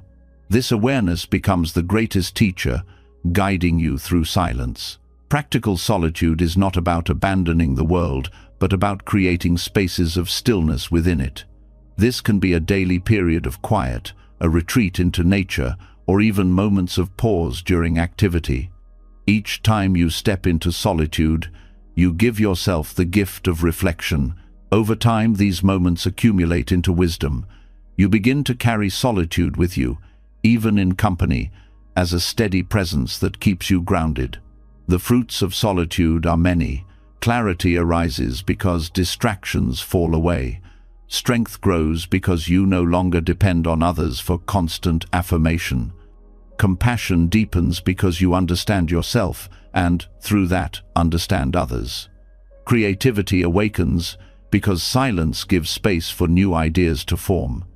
Above all, peace blossoms because solitude teaches you to rest in your own being without fear. Buddhism reminds us that solitude is not escape, but practice. The Buddha encouraged periods of seclusion precisely because they reveal what cannot be seen in noise. Yet he also warned against clinging to solitude as an identity. The point is not to withdraw forever, but to use solitude as a teacher, then return to the world with greater wisdom. Solitude prepares you to live more fully, not to avoid living. Over time, solitude teaches trust. You learn to trust silence, to trust awareness, to trust the unfolding of life. The fear of emptiness fades, replaced by the recognition that what you called emptiness is fullness, fullness of presence, of clarity, of truth. Solitude shows you the Buddha within, the guide that was always waiting in the quiet. You realize that the answers you sought from others were already here, whispering in the silence of your own heart. When solitude becomes a teacher, it changes how you live. You no longer fear being alone because you know its value. You no longer avoid silence because you see its wisdom. You no longer cling to constant company because you carry a steady presence within. Solitude is no longer loneliness, but liberation, no longer absence, but guidance. And in this way, Time alone becomes one of the most profound teachers you will ever meet, one that leads you directly to the truth of who you are. When solitude becomes a teacher, you begin to sense that silence does more than reveal inner truths, it also heals. The calm you discover alone is not only a lesson for the mind, but a medicine for the entire being. Stillness works not just on thoughts and emotions, but on the body itself, easing tension and restoring balance. Buddhism has long taught that silence nourishes the soul, yet modern understanding shows it also resets the nervous system. In quiet, both mind and body return to harmony, proving that stillness is not weakness but renewal. The nervous system is the bridge between your inner world and the outer environment. Every sound, every demand, every stressor is registered here. In constant noise, the system remains in a state of vigilance. Muscles tighten, breath shortens, the heart beats faster. The body lives as if danger is always near. Over time, this state of alertness drains energy, weakens immunity, and clouds clarity. Silence interrupts this cycle. It signals safety. In quiet, the nervous system shifts from defense to restoration, from tension to calm. This reset is not passive. It is active healing. When the mind grows still, breath deepens naturally. The heart rate slows, blood pressure eases, and hormones of stress begin to decline. Muscles unclench, allowing energy to flow more freely. The body, once locked in survival, turns toward repair. This is why silence feels nourishing. It is not merely psychological, it is physiological renewal at the most fundamental level. Buddhism has always recognized this connection. Monks retreat to forests and caves not only for spiritual clarity, but for the healing stillness of nature. The absence of constant stimulation allows body and mind to rest together. In this rest, awareness deepens, compassion strengthens, and health improves. Modern science now echoes what the tradition has long taught. Silence is medicine for the nervous system. The soul, too, is reset by stillness. In noise, the mind scatters outward, chasing distractions, replaying worries. The soul feels fractured, pulled in 1,000 directions. Silence gathers the pieces back. In stillness, you feel whole again, anchored not in chaos but in presence. The rest you experience is not sleep, but awakening, the return to your natural state of peace. Daily life often leaves little space for this reset. Phones buzz, voices demand, environments overflow with stimulation. The nervous system is rarely given a chance to exhale. This is why deliberate silence is essential. Even a few minutes of stillness can shift the system, creating a pause where restoration begins. A walk without headphones, a meal eaten in quiet, a moment of breath before bed. These small acts provide sanctuary for both body and soul. The effects accumulate. Regular silence reduces chronic stress, improves sleep, strengthens immunity, and enhances focus. The mind becomes clearer because the body is no longer trapped in tension. The soul feels lighter because attention is no longer scattered. This cycle of renewal builds resilience. You become less reactive, less exhausted, more capable of meeting life with steadiness. The Buddhist path sees silence not as absence but as nourishment. Just as food sustains the body, stillness sustains the nervous system and the soul. Too much noise is like overfeeding on distraction. It clogs, it burdens, it overwhelms. Silence is fasting for the mind, cleansing for the spirit. It gives space for what is natural to emerge: clarity, balance, peace. This reset also deepens compassion. When the nervous system is strained, patience wears thin. Frustration rises easily, empathy shrinks. In silence, tension eases, and the heart opens. You respond more gently because you are not carrying the burden of constant stress. Compassion is not forced. It flows naturally when the body and soul are rested. Stillness also strengthens awareness. In a state of balance, you notice more the rhythm of breath, the subtleties of emotion, the details of experience. The nervous system, no longer overwhelmed, sharpens perception. The soul, no longer scattered, feels connected. Silence becomes the ground where mindfulness flourishes. This practice is not about escaping life, but about sustaining it. Without regular resets, exhaustion accumulates, and even joy becomes difficult to feel. With silence, energy is renewed, and life regains depth.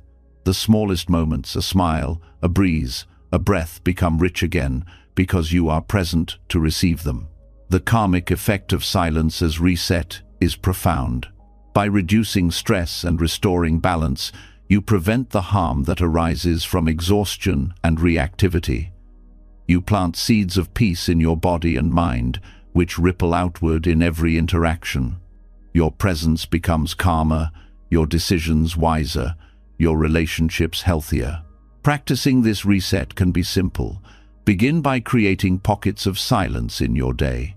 Notice the urge to fill every gap with sound or activity, and instead allow stillness. In these moments, focus inward. Feel the breath, sense the body, rest in awareness. Each pause is a gift to the nervous system. Each moment of quiet, a nourishment for the soul. Over time, silence becomes not only a practice, but a way of being. You carry the reset within you.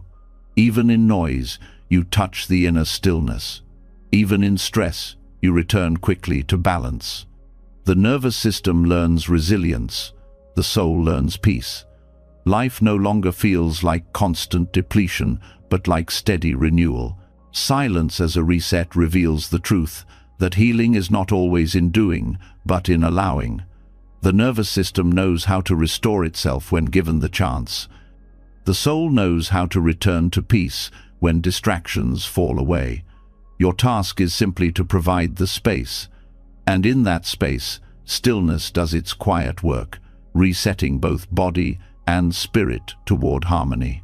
When silence resets the nervous system and restores the soul, you realize that stillness is not only for recovery, but also for transformation.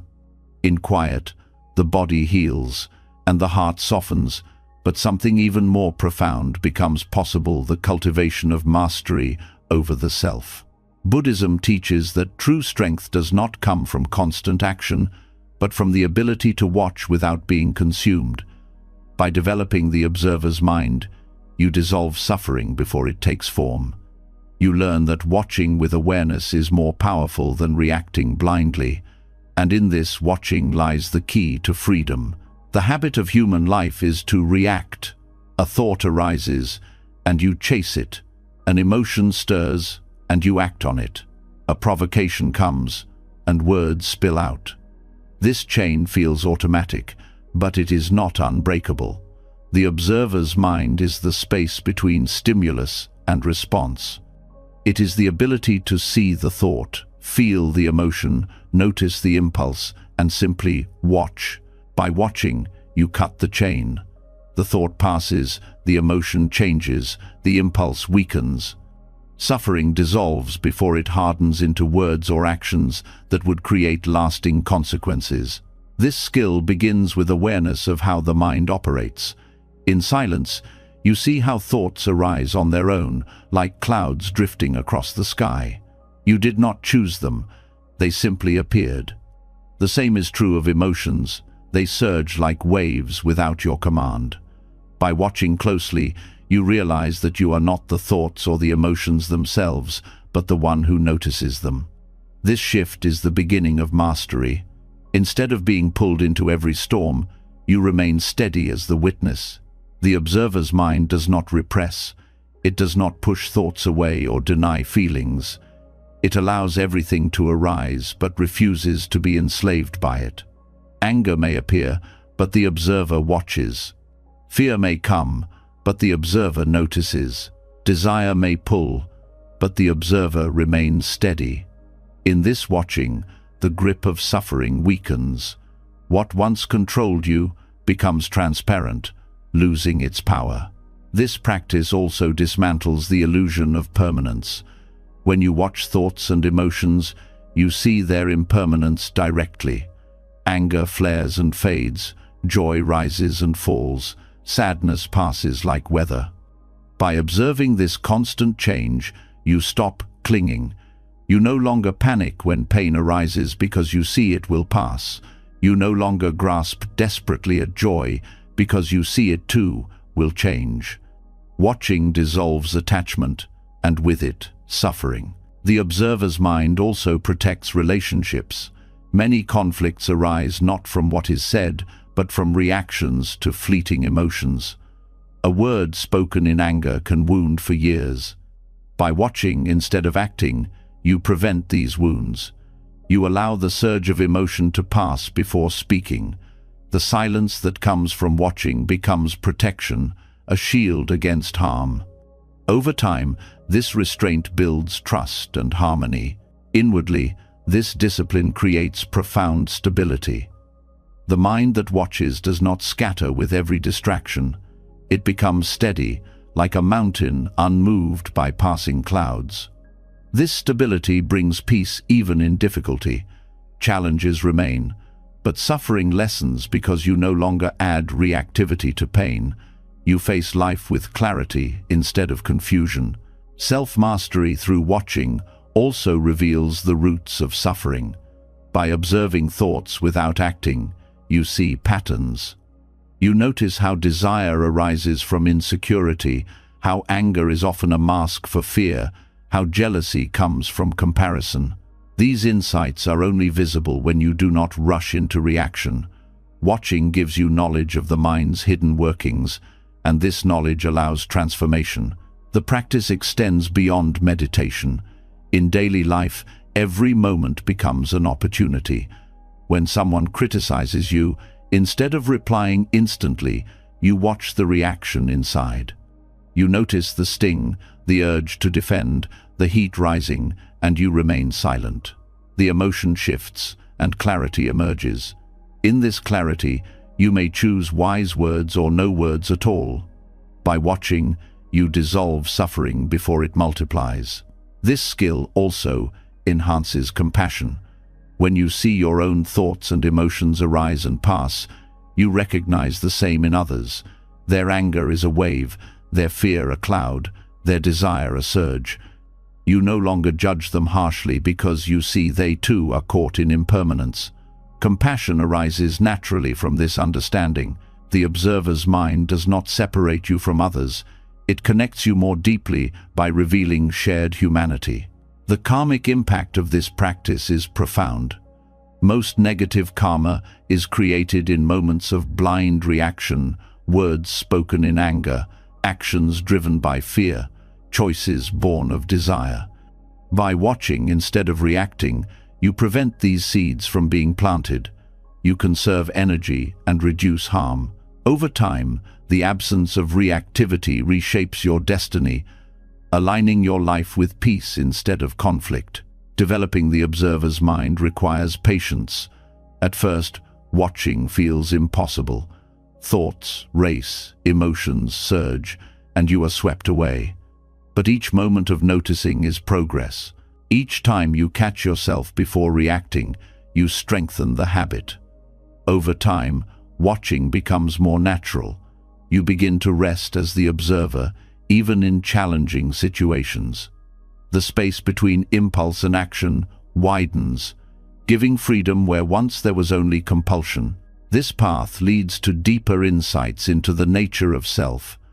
As you watch thoughts and emotions arise and pass, you begin to question, if I am not these thoughts, not these feelings, then who am I? The observer's mind reveals that the self is not fixed but fluid, not solid but spacious. You are the awareness itself, not the contents within it. This realization cuts through ego and opens the door to liberation. The fruits of this mastery are subtle yet transformative. You live with less regret because you no longer act from blind impulse. You carry less anger because you allow it to pass without feeding it. You feel less fear because you see it as transient. Life becomes lighter because suffering dissolves before it can harden. This is self-mastery, not domination over others, but freedom within yourself. In the end, watching rather than acting is not passivity but wisdom.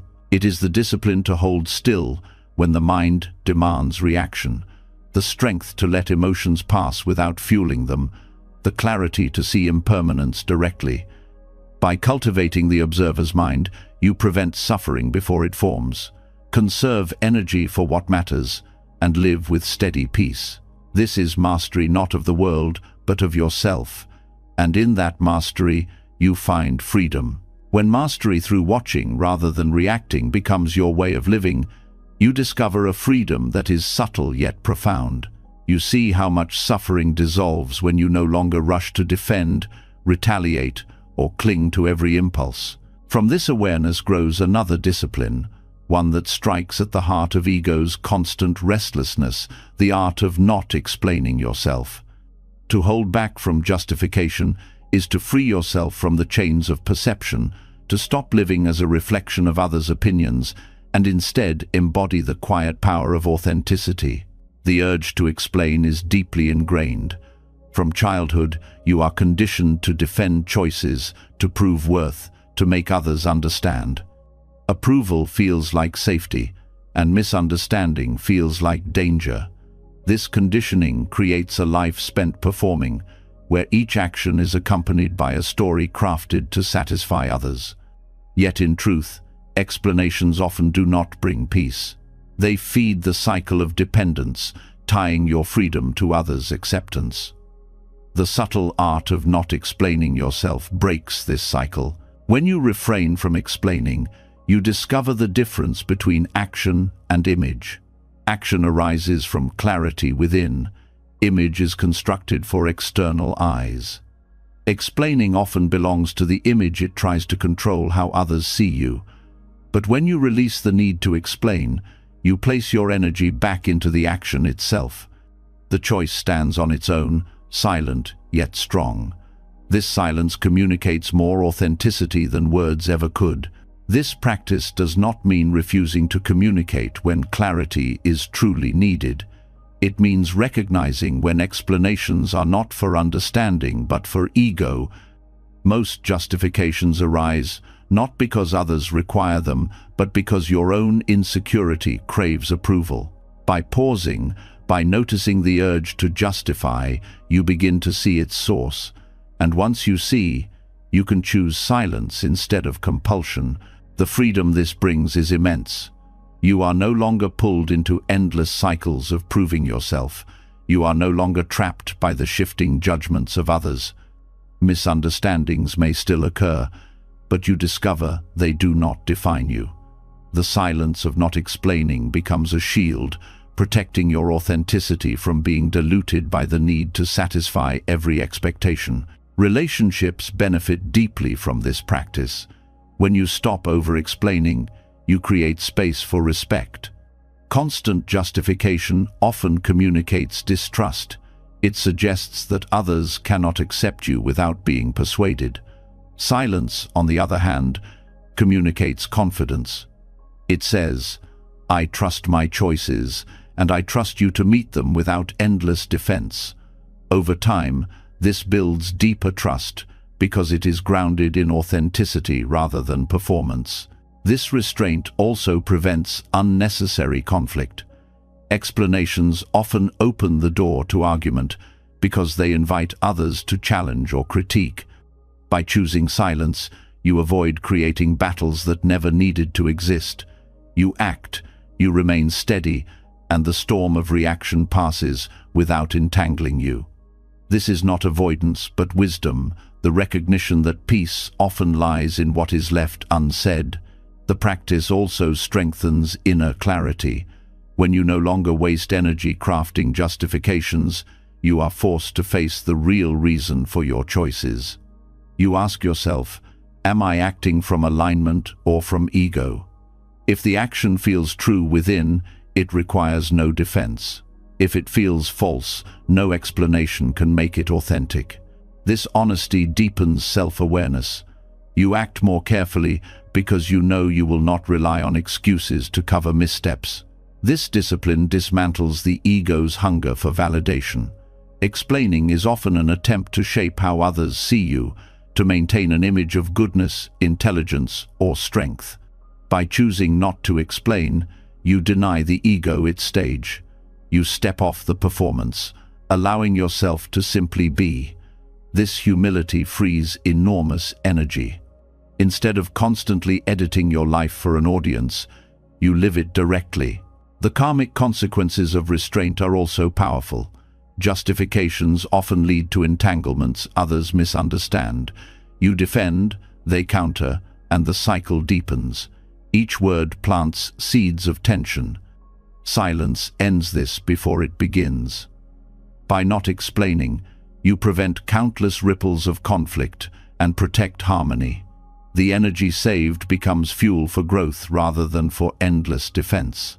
Practical application begins with awareness of the urge. Notice in daily life how often you start to explain why you are late, why you said no, why you chose differently. Most of the time, these explanations are not truly required. Pause. Ask if your words are necessary. Often, silence is enough. You will discover that the world continues even when you do not justify. Misunderstandings fade on their own. Respect grows from restraint, and your authenticity shines more clearly. This practice does not harden you, it softens you toward truth. You no longer manipulate with explanations, no longer cling to being seen in a certain way. You allow yourself to be misunderstood, and in doing so, you discover strength. To be at peace while not being fully understood is one of the highest forms of freedom.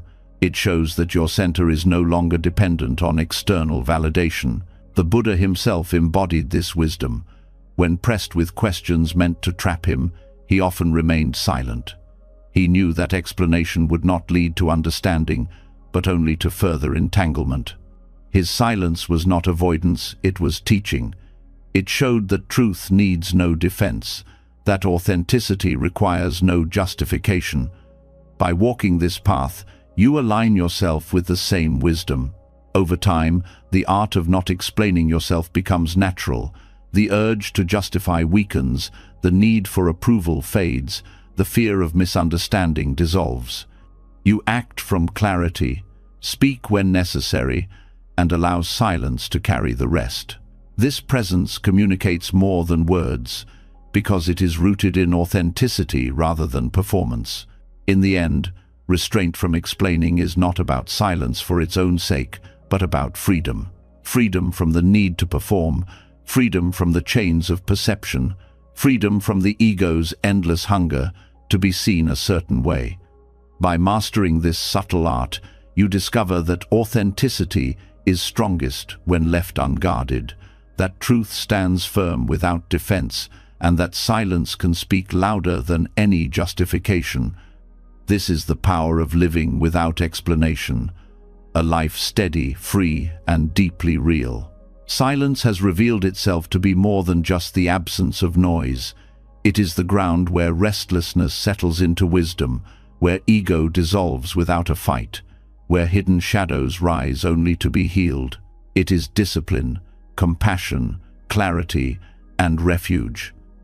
By focusing inward, you discover that peace is not something you must chase, it is something you uncover, moment by moment, in the quiet within. From non-reaction to noble silence, from releasing comparison to dissolving excess desire, each step shows the same truth. When you stop stirring the water, it clears on its own, and in that clarity, life realigns itself naturally. So now the question is yours. Where will you begin?